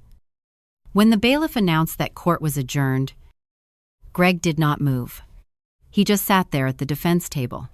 The arrogant, powerful corporate executive who had threatened to crush my daughter just 3 days ago was completely gone. He looked like a hollow, empty shell of a man. His expensive suit looked ridiculous on him now. He had no money. He had no family. He had no power. I walked out of the courtroom with my daughter. Lily was crying again. But this time, the tears were completely different. Her shoulders were entirely relaxed. She was not suffocating under the weight of his financial terror anymore. She was finally, truly free. We stepped out of the heavy double doors and walked into the crisp, cold morning air. The sun was shining brightly over the city skyline. It felt like the perfect, peaceful ending to an absolute nightmare. V had won. The structural collapse was complete. The dust was settling, and my family was completely safe. But in a federal rescue operation, the most dangerous moment is always right after you pull the survivor out of the rubble. That is when you let your adrenaline drop. That is when you stop looking for secondary hazards. I thought the story ended there on the courthouse steps. I thought Greg was completely neutralized. I was wrong. The real storm had not even made landfall yet. We drove back to my house in a state of quiet exhaustion. The adrenaline of the courtroom was slowly wearing off, leaving behind a profound, heavy sense of relief. By Tuesday afternoon, the judge's order had been fully executed. The $50,000 had successfully cleared into a brand new, completely secure bank account entirely in my daughter's name. For the first time in over 3 years, Lily went to the grocery store without having to ask a man for permission to feed her own child. I watched her through the kitchen window that evening. She was standing in the small backyard, letting little Mia chase a stray butterfly across the grass. The sun was setting, casting a warm, golden light over the yard. Lily was smiling. A real, genuine smile that actually reached her eyes. The heavy, dark circles that had haunted her face for months were already beginning to fade. Anyone else would have looked at that scene and declared the operation a complete success. The victim had been pulled from the wreckage. The threat had been neutralized. The perimeter was secure. But I spent 30 years coordinating federal disaster responses. I know exactly how secondary structural failures happen. They happen because you look at a building that is still standing after an earthquake, and you assume it is safe to walk inside. You forget that the foundation is still fractured. You forget that the ground underneath is still shifting. Greg was a fractured foundation, and men like Greg, men whose entire identity is built on absolute arrogance and control, do not simply accept defeat and walk away quietly into the night. I was sitting in my worn armchair in the living room, drinking a cup of chamomile tea, when my secure mobile phone buzzed. Lily had blocked Greg on every single platform, and the judge had issued a strict no-contact order, but Greg was cunning. He did not text her. He did not call her. He created a brand new, untraceable burner email address and sent a message directly to me. I set my tea down on the wooden side table. I opened the email. I did not feel a spike of panic. I did not feel fear. I just felt a cold, deep validation of my own instincts. The storm was absolutely not over. The email was incredibly long. It was not a plea for forgiveness. It was a manifesto of pure, unadulterated ego. "You think you won? Wanda." The email began. "You think you and your aggressive bulldog of a lawyer actually beat me today? You caught me off guard. I will admit that. You found the Delaware account. Congratulations. You took my current liquidity. You took the house for now. Enjoy your little victory lap." I read the words slowly, listening to the quiet ticking of the grandfather clock in the corner of the room. But you are forgetting one very important detail. Greg wrote, "I am still the youngest senior executive in the history of my firm. I bring in over $10 million a year in managed assets for my corporate clients. Next month, I am being promoted to full partner. The money you froze today is absolute pocket change compared to what I am going to make over the next 10 years. He was leaning heavily into his second false triumph. He had lost the initial battle, but his massive ego immediately constructed a new narrative where he was still the undisputed king of the war. As soon as the ink dries on this divorce, the email continued, "I am going to hire an entire army of appellate lawyers. I am going to drag Lily back into family court every single year for the rest of her life. I will bury her in legal fees. I will appeal every custody decision. I will use my massive salary to make sure she never experiences a single day of peace ever again. You cannot protect her forever. You do not have the stamina, and you certainly do not have the funds. I will see you both at the partner celebration gala next month. Make sure my daughter remembers my name." He did not sign it. He did not need to. I read the email a second time. Then, I printed it out and slid it into the thick manila folder on my desk. He was right about one thing. As long as he had his corporate empire, as long as he had his 7-figure salary and his prestige, he would always be a threat. He would use his wealth as a weapon to terrorize my daughter until the day she died. The family court judge had successfully severed his access to his past money, but she could not touch his future money. If I wanted to permanently secure the disaster zone, I could not just take away his current assets. I had to completely demolish the very foundation of his career. I picked up my phone and dialed David. It was late, almost 9:30 in the evening. But David answered on the very first ring. I could hear the faint, rapid clicking of his keyboard in the background. "Talk to me." "Commande," David said. His voice was gravelly, focused, and completely alert. "I need you to look at the structural blueprints again." "David," I said quietly, making sure my voice did not carry into the kitchen where Lily was washing dishes. "I need you to look at the $400,000 Greg moved into that hidden Delaware shell company." "I already tracked it," David replied confidently. "He wired it out of the joint marital savings account in small, incremental batches over the last 24 months. That is how he funded the penthouse and the mistress. I know where it went." "David," I said, leaning forward in my armchair, "I need you to tell me exactly where it came from before it hit the joint marital savings account." There was a sudden, heavy pause on the line. The rapid clicking of the keyboard stopped completely. In forensic auditing, people always focus on where the stolen money goes. Very few people ever bother to ask how the thief got the money in the first place, especially if the thief makes a massive corporate salary. Everyone just assumed Greg was hiding his own legitimate income from his wife. David let out a long, slow breath. "Give me 10 minutes, he said. The line went completely dead. I sat in the quiet living room and waited. I listened to the sound of Lily humming a soft lullaby as she dried the baby bottles in the kitchen. I thought about Greg sitting in a hotel room somewhere in the city, typing out that arrogant email, genuinely believing that his corporate job made him entirely bulletproof. Exactly 12 minutes later, my phone rang. David did not bother with a greeting. His voice was entirely different now. The professional amusement was gone. It was replaced by the sharp, intense tone of a man who had just stumbled onto an active minefield.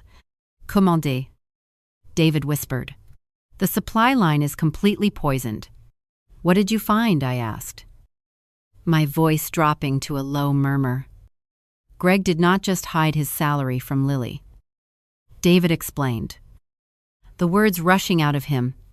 The money in the joint savings account did not come from his corporate payroll. It came from external wire transfers. He disguised them as independent consulting bonuses, but I just traced the origin routing numbers back to their absolute source. I closed my eyes. Tell me, I said. The transfers originated from an offshore holding account, David said, and that holding account belongs to one of the largest corporate clients at Greg's firm. He is the primary portfolio manager for that client. The reality of what David was saying hit me like a physical blow to the chest. He is not just a terrible husband, David continued, his voice tight with absolute disbelief. Wanda. He is actively embezzling hundreds of thousands of dollars directly from his own firm's clients. He was washing the stolen client funds through his own joint marital savings account to make it look like legitimate domestic income, and then siphoning it out to the Delaware Shell Company to spend on his mistress. The silence in my living room was deafening. This is not a family court matter anymore, David said quietly. This is a massive federal crime. If the firm finds out, his career is over. If the authorities find out, he is going to federal prison for a very long time. I looked at the printed copy of Greg's arrogant email sitting in my manila folder. I thought about his promise to use his massive future salary to destroy my daughter. Package the evidence. David, I said. My voice was completely steady, entirely devoid of any hesitation. Package every single wire transfer, every routing number, and every forged consulting invoice. Who are we sending it to? David asked. The police? I let out a very small, very cold breath. No, I replied. The police take too long. Greg said he is attending his partner celebration gala next month. He wants to be the king of his corporate empire. We are going to let him put on the crown. And then we are going to send the forensic audit directly to the board of directors and the Federal Bureau of Investigation right in the middle of his coronation. The month leading up to the corporate partner celebration gala was the quietest 30 days of my entire life. When you are preparing to completely demolish a man's life, you do not make a lot of noise. You do not issue threats. You do not issue warnings. You just quietly pack the explosives and wait for the wind to change. David moved into my small guest bedroom for the duration of the month. My house transformed from a quiet retirement home into a forward operating base. The small wooden dining table was covered in printed bank statements, corporate routing numbers, and offshore wire transfer logs. We drank an obscene amount of strong black coffee. Lily spent her time focusing entirely on little Mia. She started taking online classes to update her resume. She was sleeping through the night. She was breathing again, but I knew she was still looking over her shoulder. She knew Greg was still out there, waiting to rebuild his war chest so he could come after her. Greg, meanwhile, was experiencing a very strange kind of desperation, fueled entirely by his own massive ego. Marcus kept a very close eye on him. With his bank accounts completely frozen by the family court judge, Greg was effectively broke. He could not pay the rent on the luxury penthouse he had leased for his mistress. He could not buy expensive imported champagne. He could not even afford a new tailored suit. Exactly 14 days after the frozen assets hit, Chloe packed her designer bags and left him. She was an aspiring social media influencer, not a charity worker. The moment the black credit card stopped working, she vanished into thin air. A normal man would have viewed this as a catastrophic wake-up call. A normal man would have looked at his broken marriage, his frozen bank accounts, and his empty penthouse, and realized he had completely destroyed his own life. But Greg was not a normal man.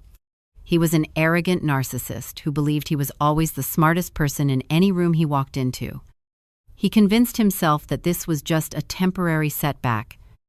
He moved into a cheap extended stay motel near the airport. He lived off instant noodles and whatever he could scrounge from the corporate break room, but he held his head incredibly high at work.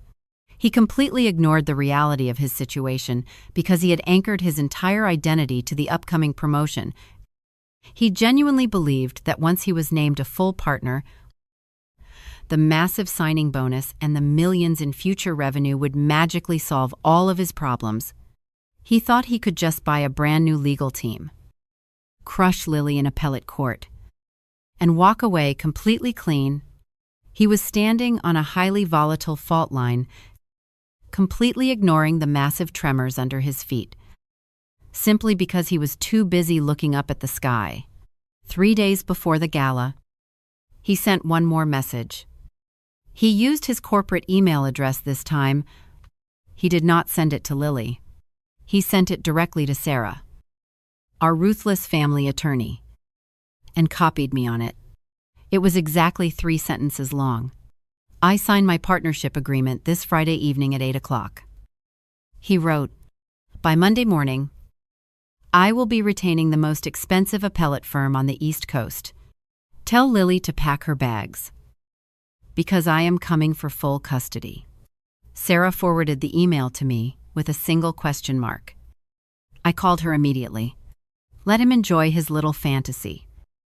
Sarah, I said, watching David compile the final pages of the forensic audit on the dining table, the higher he climbs, the less likely he is to survive the fall. We had spent 4 weeks meticulously building a bulletproof federal dossier. David had mapped out every single stolen dollar. He had the forged consulting invoices. He had the offshore routing numbers. He had absolute, undeniable proof that Greg had actively embezzled hundreds of thousands of dollars from his firm's absolute largest client. But having the evidence is only half the battle. Delivering it is an art form. If we just handed the file to the local police, it would sit on a detective's desk for 6 months. Greg would have time to hire criminal defense lawyers. He would have time to quietly resign and negotiate a settlement with his firm. He would have time to mitigate the damage. I did not want to mitigate the damage. I wanted a complete, total structural collapse. I wanted the board of directors to see the evidence at the exact same moment the federal authorities did. I wanted his entire professional world to implode simultaneously, leaving him with absolutely nowhere to run. Marcus was the one who figured out the logistics. He discovered that the partner celebration gala was not just a small office party. It was a massive, high-profile event held at the most exclusive country club in the city. The entire board of directors would be there. The firm's biggest clients would be there. And most importantly, the exact client that Greg had been stealing from was the guest of honor. It was a perfectly constructed glass house, and Greg was going to stand right in the middle of it. On Friday morning, the day of the gala, the sky was a clear, brilliant blue. The air was crisp and cold. I woke up at 6 o'clock, brewed a fresh pot of coffee, and walked into the dining room. David was already awake. He was holding a thick, heavy-bound folder. It contained over 200 pages of irrefutable/peatable catastrophic financial evidence. It is done. Commandez, David said quietly, his voice heavy with exhaustion and absolute certainty. There is no legal loophole here. There is no plausible deniability. It is a mathematical execution. I took the folder from his hands. It felt incredibly heavy. It felt like justice. I picked up my secure mobile phone and dialed Marcus. He was already parked in an unmarked surveillance vehicle 3 blocks away from the country club. "Are we in position?" I asked. "We are in position," Marcus replied smoothly. "I have the digital copies ready to transmit directly to the personal email inboxes of every single board member. I also have the hard copies ready to hand-deliver to the federal agents." "Good," I said. "We hold until 8 o'clock tonight. We let him put on the tailored suit. We let him walk onto the stage. We let him smile for the cameras. And the exact moment he signs that partnership agreement, we pull the foundation completely out from under him." The storm was finally ready to make landfall. The partner celebration gala was held at the Grand View Country Club. It is the kind of place that does not have a sign out by the main road.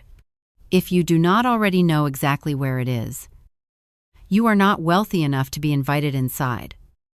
I did not go to the gala. A good commander does not stand in the middle of the blast radius when the charges go off. I was sitting at my small wooden dining table with David, drinking a cup of chamomile tea. A small, black speakerphone sat right in the middle of the table. Marcus was inside the country club. He had easily slipped past the front desk by posing as a senior technician for the audio-visual company running the event. He had a perfect view of the entire grand ballroom, and he was describing the scene to us in a low, steady whisper over the encrypted line.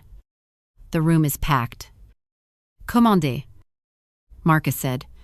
The music in the background was a soft, elegant string quartet. "There are at least 300 people here. Massive crystal chandeliers. Waiters carrying silver trays of imported champagne." "Where is the target?" I asked.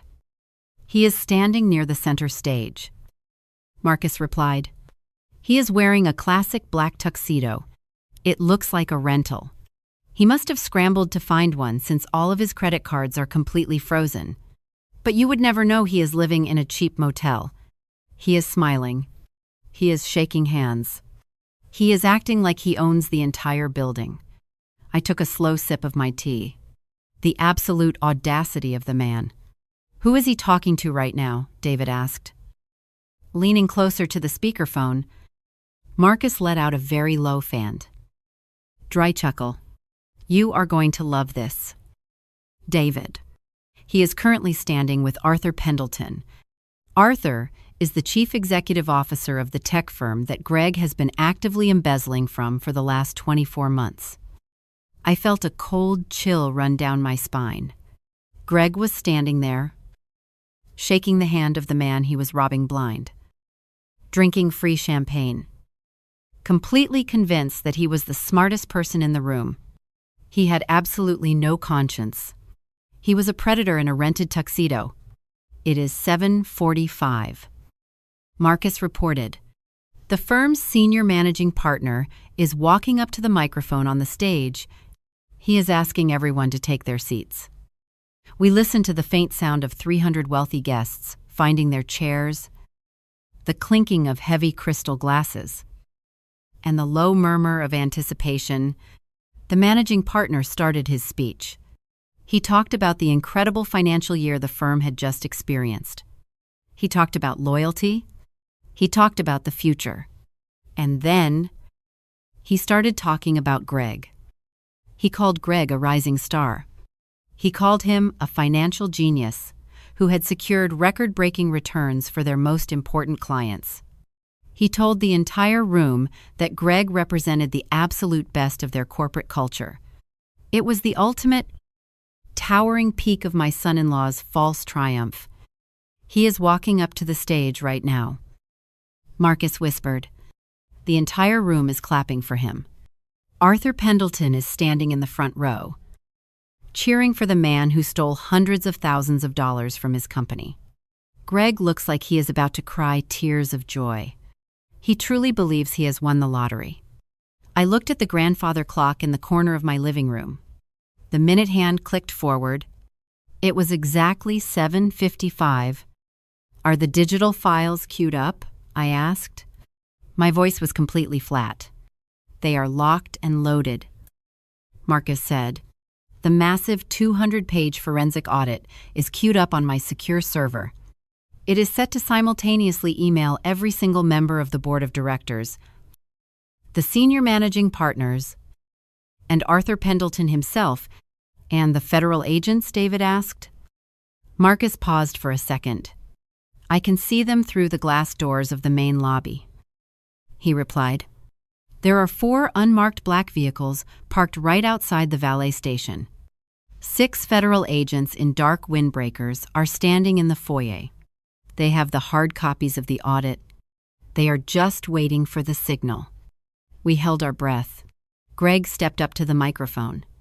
His voice echoed through the massive ballroom, entirely clear over our speakerphone. Thank you, Greg said to the crowd. His tone was dripping with completely unearned humility. This firm is my family. I have dedicated my entire life to protecting our clients and building a legacy of absolute trust. He paused, letting the crowd applaud him again.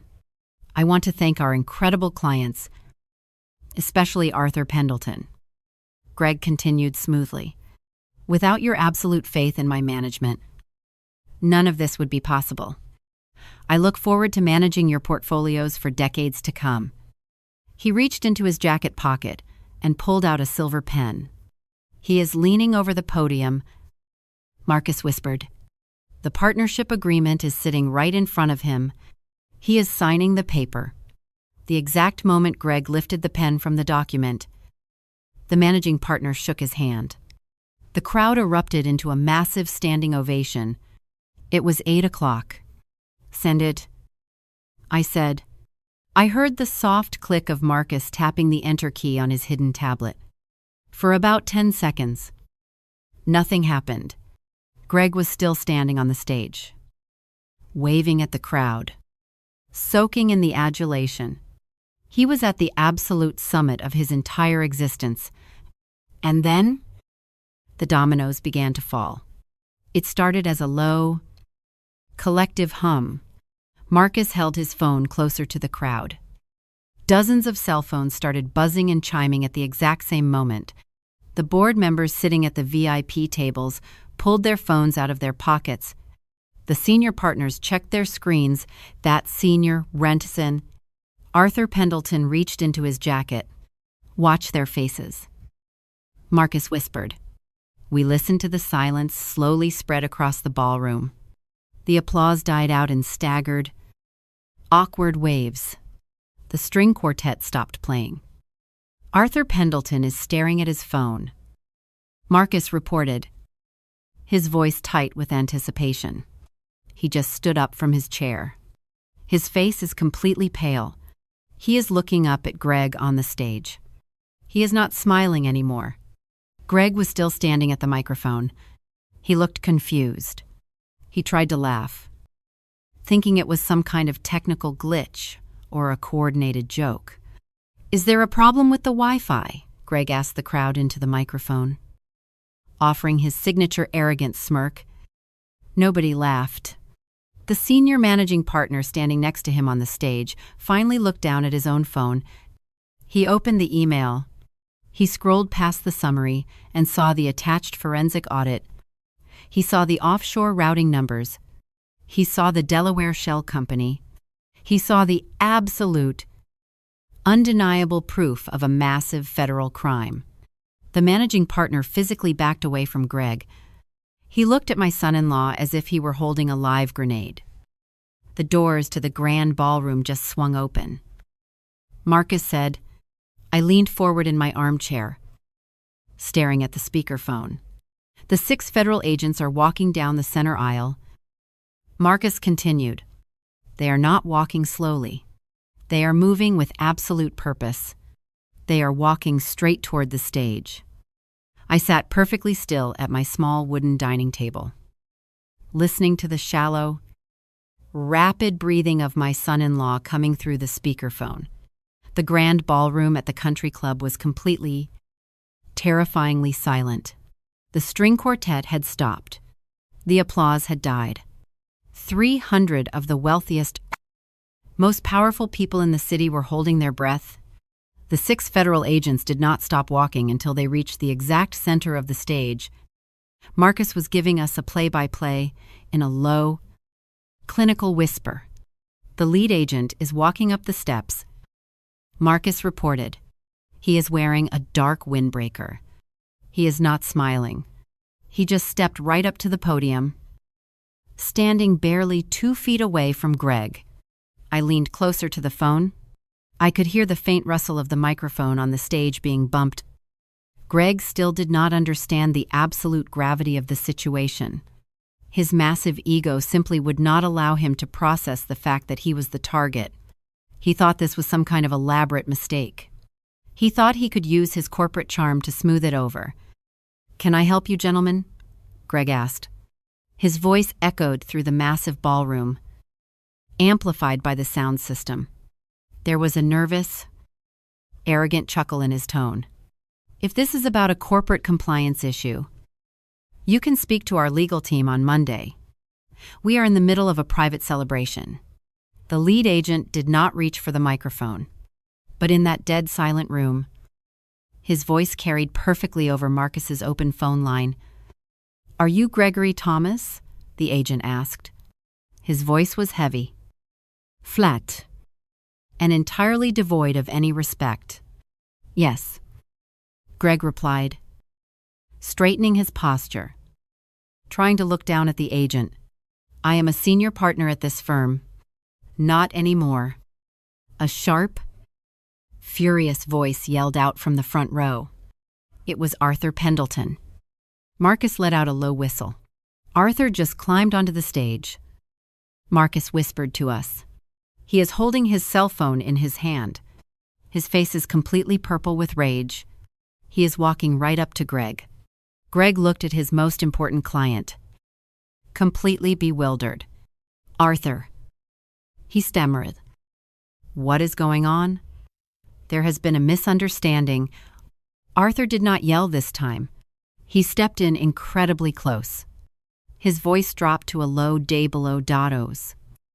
Trembling snarl. "You stole from me," Arthur said. His voice was picked up by the podium microphone, broadcasting his absolute disgust to every single person in the room. "You used my offshore holding accounts to fund a Delaware shell company. You stole $400,000 of my money to buy luxury watches and pay for a penthouse for your little girlfriend." Greg physically recoiled. He stumbled backward, his shoulder hitting the heavy wooden podium. The moment Arthur said the words Delaware Shell Company, you could actually hear the exact second Greg's brain short-circuited. He knew nobody at his firm knew about that company. He knew his clients did not know about it.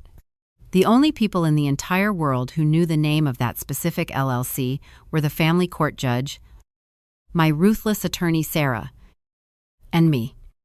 He realized, in front of 300 people, that this was not a random audit. This was a targeted, meticulously planned execution. And he knew exactly who pulled the trigger. It was a mistake. Greg gasped, his voice cracking violently. The smooth, confident corporate executive was completely gone. He sounded like a terrified child. I was going to put it back. The market was down. I just needed a temporary loan. Let us go in the back room and talk about this privately. Please. He actually reached out and tried to grab Arthur's arm. Arthur slapped his hand away, as if Greg was carrying a contagious disease. "Do not ever touch me," Arthur hissed. He turned his back on Greg and looked at the senior managing partner, who was standing frozen on the other side of the stage. "If he is not in handcuffs in the next 30 seconds, Arthur yelled at the managing partner, "I am pulling every single dime my company has out of your firm by Monday morning. And I am suing you for gross negligence." The managing partner did not hesitate. He looked at Greg, a man he had just called a rising star, exactly 4 minutes ago. "You are entirely terminated," the managing partner said coldly. "You do not work here. Get off my stage." Greg looked around wildly. He looked at the board members. He looked at the wealthy clients. He looked for a single friendly face in a sea of 300 people, but there was absolutely nothing but disgust and judgment staring back at him. The lead federal agent stepped forward. He reached behind his back. "Turn around and place your hands behind your back," the agent commanded. Greg started to cry. Actual. Heavy tears began streaming down his perfectly shaved face. He shook his head. "No," he pleaded. "Please. Not here. Not in front of everyone. I will come quietly. Just let me walk out the back door. Do not do this to me, in front of my firm." The agent did not argue. He grabbed Greg by the shoulder, spun him around roughly, and shoved him face first against the heavy wooden podium. We heard it clearly over the phone. The sharp, heavy, metallic click of steel handcuffs locking around his wrists. It was the most beautiful sound I had ever heard in my entire life. Marcus let out a deep breath on the other end of the line. "They are walking him down the center aisle now." "Commandez," he reported. His voice was filled with a dark, satisfied awe. "Every single person in the room has their phone out. They are recording him. The camera flashes are bouncing off the handcuffs. He is keeping his head down, but everyone can see his face. His career is completely and permanently defunct." I listened to the faint sound of camera shutters and the collective, angry murmurs of the betrayed crowd as the federal agents marched my son-in-law out of the grand ballroom, out of the luxury country club, and directly into the back of a federal transport vehicle. David leaned over and quietly pressed a button on his laptop, closing the massive forensic audit file for the final time. He looked across the small wooden dining table at me, picked up his ceramic mug of black coffee, and took a slow sip. "The target has been completely neutralized," David said softly. I looked at the speakerphone. The line was still open. Picking up the chaotic aftermath of the ruined gala, I did not smile. I did not cheer. I just felt a profound, heavy sense of absolute closure. I had spent my entire life pulling broken people out of collapsed buildings, but this was the very first time I had ever intentionally demolished one, and as I sat there in the quiet warmth of my own home, knowing my daughter and my granddaughter were sleeping peacefully, just one room away, I knew I had absolutely no regrets. But the reckoning was not quite finished. Greg still had to face the reality of what he had lost, and I was going to make sure he understood exactly why it happened. The fallout over the next 72 hours was absolute and completely merciless. When a man builds his entire life on the perception of wealth and power, the moment that perception shatters, there is absolutely nothing left to catch him when he falls. By Monday morning, the story of Greg's dramatic arrest at the Grandview Country Club had already leaked to the local financial papers. His face was printed on page 4. Right next to a detailed summary of the embezzlement charges, the firm moved with ruthless efficiency to distance themselves from him. They issued a public statement entirely disavowing his actions, officially terminating his employment, and announcing a full internal audit to cooperate with the federal authorities. He was completely erased from the corporate empire he thought he ruled. But his professional ruin was only the beginning of his nightmare. Greg was currently sitting in a concrete cell at the county detention center, waiting to be transferred to a federal holding facility. The judge had set his bail at $2 million for a man who had just been named a senior partner at a massive wealth management firm. $2 million should have been a very simple phone call to a bail bondsman. But Greg could not make that call. The family court order Sarah had secured was still entirely in effect. Every single bank account, investment portfolio, and line of credit with his name on it was completely frozen. He had absolutely zero access to liquid cash. Furthermore, The federal government had immediately seized the Delaware Shell Company and the offshore accounts as evidence of criminal activity. He had no money. He had no corporate backing. His expensive family lawyer, Richard Vance, had officially withdrawn as his counsel the moment the federal charges hit. Citing unpaid legal fees, Clue, the young woman he had spent hundreds of thousands of stolen dollars on, had completely blocked his number and disappeared. He was entirely, profoundly alone. On Wednesday afternoon, I was sitting on my back porch, watching Lily and little Mia play in the autumn sunshine, when my phone rang. It was an automated message from the county detention center, asking if I would accept a collect call from an inmate. I did not hesitate. I accepted the charge. Wanda. Greg's voice came through the receiver. It was frantic, breathless, and entirely broken. The smooth, arrogant corporate tone was completely gone. He sounded like a man drowning in a pitch-black ocean. I did not say anything. I just listened to him breathe. Wanda, please, do not hang up. He beckoned, his voice cracking violently over the static of the prison phone line. I know you hate me. I know I deserve it. But you have to talk to Lily. You have to convince her to drop the family court freeze. I just need enough money to hire a criminal defense attorney. The public defender they gave me is a completely exhausted kid right out of law school. I am looking at 20 years in federal prison. Wanda, please, you have to help me. The absolute, staggering delusion of the man. He had spent years emotionally abusing my daughter. He had deliberately tried to starve her out financially.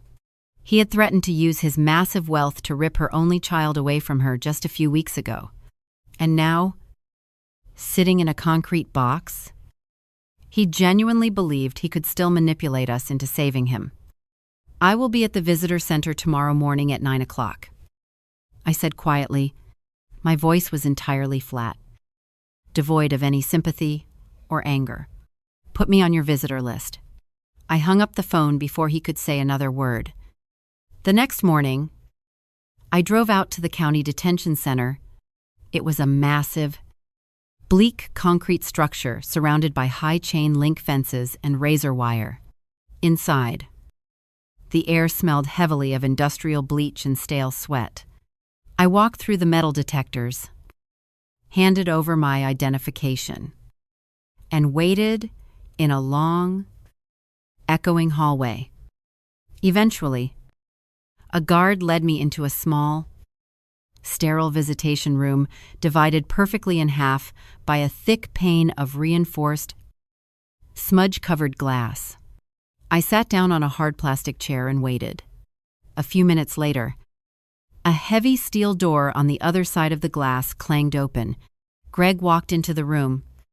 The physical transformation was completely shocking. The tailored charcoal suits and the expensive silk ties were gone. He was wearing a faded, oversized orange jumpsuit that swallowed his frame. His perfectly styled hair was a greasy, tangled mess. He had not shaved in days. He looked exhausted, hollow, and incredibly old. He sat down on the metal stool across from me. He picked up the heavy black phone receiver attached to the wall. His hands were shaking so badly he could barely hold it to his ear. I picked up my receiver and looked him right in the eye. "Thank you," he whispered, his voice vibrating with absolute desperation through the thick glass. "Thank you for coming. Did you talk to Lily? Did you tell her I just need access to the primary checking account to pay a retainer? I promise I will not fight her on the custody arrangement. I will give her whatever she wants in the divorce. I just need a real lawyer." Wanda. I sat back in my hard plastic chair. I did not raise my voice. I spoke with the exact same calm, deliberate authority I used to use when debriefing a catastrophic structural failure on a disaster site. I did not come here to negotiate with you. "Greg," I said softly, I came here to explain something to you. Because even now, sitting in this jumpsuit, you still do not understand why your entire life just collapsed. He blinked, confusion washing over his exhausted face. What are you talking about? He stammered. I spent 30 years coordinating federal disaster relief. I told him, keeping my eyes locked dead on his lighting. I have seen massive concrete buildings reduced to absolute dust. And in all those years, I learned one universal truth.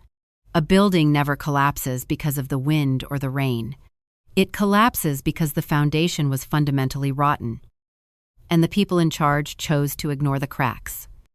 Greg just stared at me, the phone receiver trembling against his unshaven cheek. You thought your money was your foundation?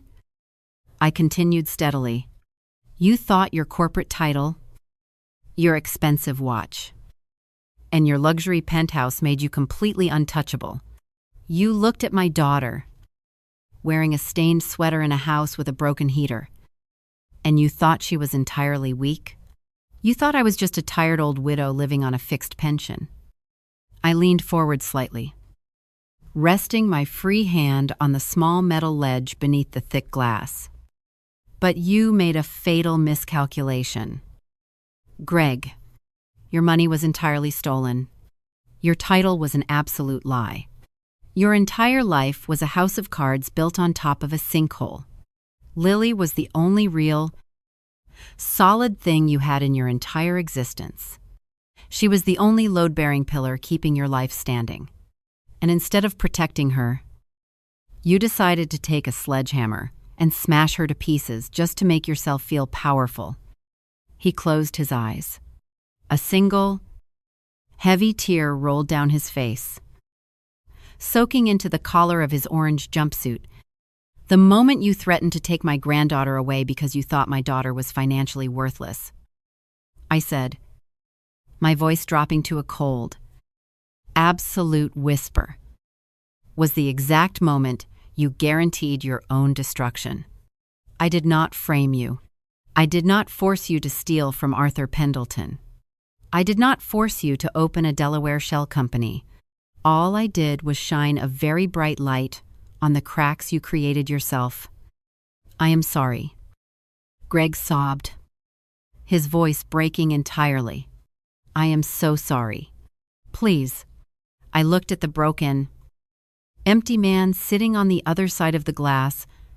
The anger that had lived in a steel box in the back of my mind for the last month completely evaporated. There was nothing left to be angry at. He was completely neutralized. You do not get to use our money to save yourself from the consequences of your own arrogance. I told him quietly. The family court freeze stays exactly where it is. You are going to face the federal government with a public defender. And you are going to spend a very long time in a concrete cell thinking about the family you chose to throw away. I stood up from the hard plastic chair. I placed the heavy black receiver back on the metal hook. Greg pressed his free hand flat against the thick, reinforced glass. He was screaming something, his face twisted in absolute panic. But with the receiver hung up, I could not hear a single word he was saying. He was completely silenced. I turned my back on him, walked out of the sterile visitation room, and stepped back out into the bright, crisp morning air. The rescue operation was officially over. It was finally time to go home. I drove home from the county detention center with the windows rolled all the way down. The crisp morning air rushed into the car, completely clearing out the heavy, sterile smell of the prison visitation room. For the first time in over a month, the quiet hum of anxiety in the back of my mind finally slowed down and stopped. The rescue operation was entirely over. The perimeter was secured. There were no more secondary hazards waiting to collapse on top of my family. 3 months passed, when a massive, towering structure finally falls. The dust takes a very long time to settle, but once the air clears, you realize the landscape is permanently changed. Greg's spectacular public arrest at the Grand View Country Club made the front page of the local financial papers for an entire week. The federal authorities did not offer him a quiet plea deal. They did not need to negotiate. David's forensic audit was so incredibly thorough, so mathematically perfect, that the federal prosecutors simply walked into the courtroom and handed the judge the entire blueprint of Greg's massive embezzlement scheme. Without access to his stolen wealth, Greg was forced to rely on an overworked, exhausted public defender. He tried to argue in court that he was under immense corporate pressure. He tried to blame the aggressive culture of his wealth management firm, but the federal judge looked at the $12,000 designer luggage and the $50,000 solid gold watch he had purchased for his mistress using stolen client funds, and she showed him absolutely zero mercy. He was sentenced to 12 years in a federal penitentiary, with no possibility of early parole for at least 8 years. He was also ordered to pay full and complete restitution to Arthur Pendleton's company, a ruling that entirely wiped out whatever legitimate retirement funds Greg had left to his name. The family court proceedings were even faster. Sarah walked into the final divorce hearing like a predator that had already finished its meal. Greg appeared via a video link from the federal holding facility, wearing that same faded orange jumpsuit. He did not fight a single clause. He had absolutely no leverage left. Lily was granted permanent, sole physical and legal custody of little Mia. The judge officially awarded Lily the remaining equity in the pristine glass and steel house. Sarah immediately listed the massive property for sale, and it sold for cash in under 2 weeks. Lily did not use the money to buy a flashy sports car or expensive designer clothes. She bought a modest, beautiful, 3-bedroom house, just 4 blocks away from my own home. It was not a sterile showroom built to impress wealthy clients. It was a real home, filled with warm sunlight, soft woonwooks, and the constant, joyful sound of a little girl laughing. I watched my daughter completely transform over those 3 months. The terrified, exhausted woman hiding in an oversized sweater was entirely gone. She finished her online courses. She started working part-time at a local community center. She stood up straighter. She laughed louder. She no longer checked her bank account with a knot of absolute terror in her stomach. She had her life back, and nobody was ever going to make her feel small or worthless again. As for my old disaster response team, they quietly faded back into the shadows of their own lives. David went back to analyzing complex corporate supply chains in his dimly lit home office. Marcus went back to running his quiet, highly expensive surveillance jobs downtown. And Sarah went back to terrifying opposing counsels in the family courthouse. We did not throw a party to celebrate what we had done. When you spend your entire life pulling innocent people out of the rubble, you do not celebrate the disaster. You just wash your hands, pack your heavy gear, and appreciate the quiet days. It was a bright Sunday morning in early April. I was sitting on Lily's new wooden back porch, holding a steaming mug of strong black coffee. The sun was incredibly warm against my face. Little Mia, who was now nearly 2 years old, was happily chasing a yellow butterfly across the green grass of the backyard. Lily walked out onto the porch, carrying her own ceramic mug of chamomile tea. She sat down in the wooden chair right next to me. She looked out at the peaceful yard, a soft, genuine smile resting on her face. She looked over at me and took a slow, deep breath. We actually made it. "Mom?" she said softly. I reached over and rested my hand on top of hers. "Yes, we did," I replied. I spent 30 years of my life standing in the middle of absolute chaos.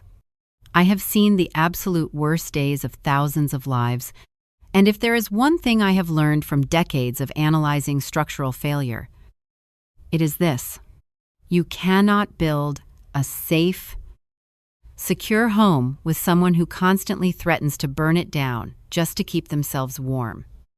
People like Greg move through the world believing that money and status give them the absolute right to break the people around them. They demand unconditional loyalty, while offering nothing but conditional love.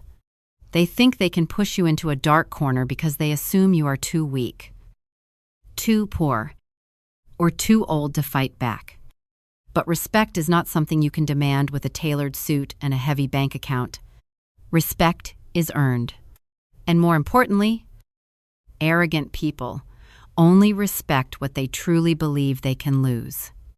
The exact moment you show them that you are completely willing to walk away, the exact moment you show them that you are entirely unafraid of their money and their power, their entire fake foundation crumbles into dust. Never let anyone tell you that you are worthless, just because you do not measure up to their shallow, material definition of success. Because the quietest people in the room are very often the ones who know exactly where to place the explosive charges. Thank you so much for spending this time with me today. If you believe that true wealth is measured by the peace in your home and not the expensive watch on your wrist, please hit that subscribe button. There is another story just like this one waiting for you next week. Take care of yourselves and always protect your foundation.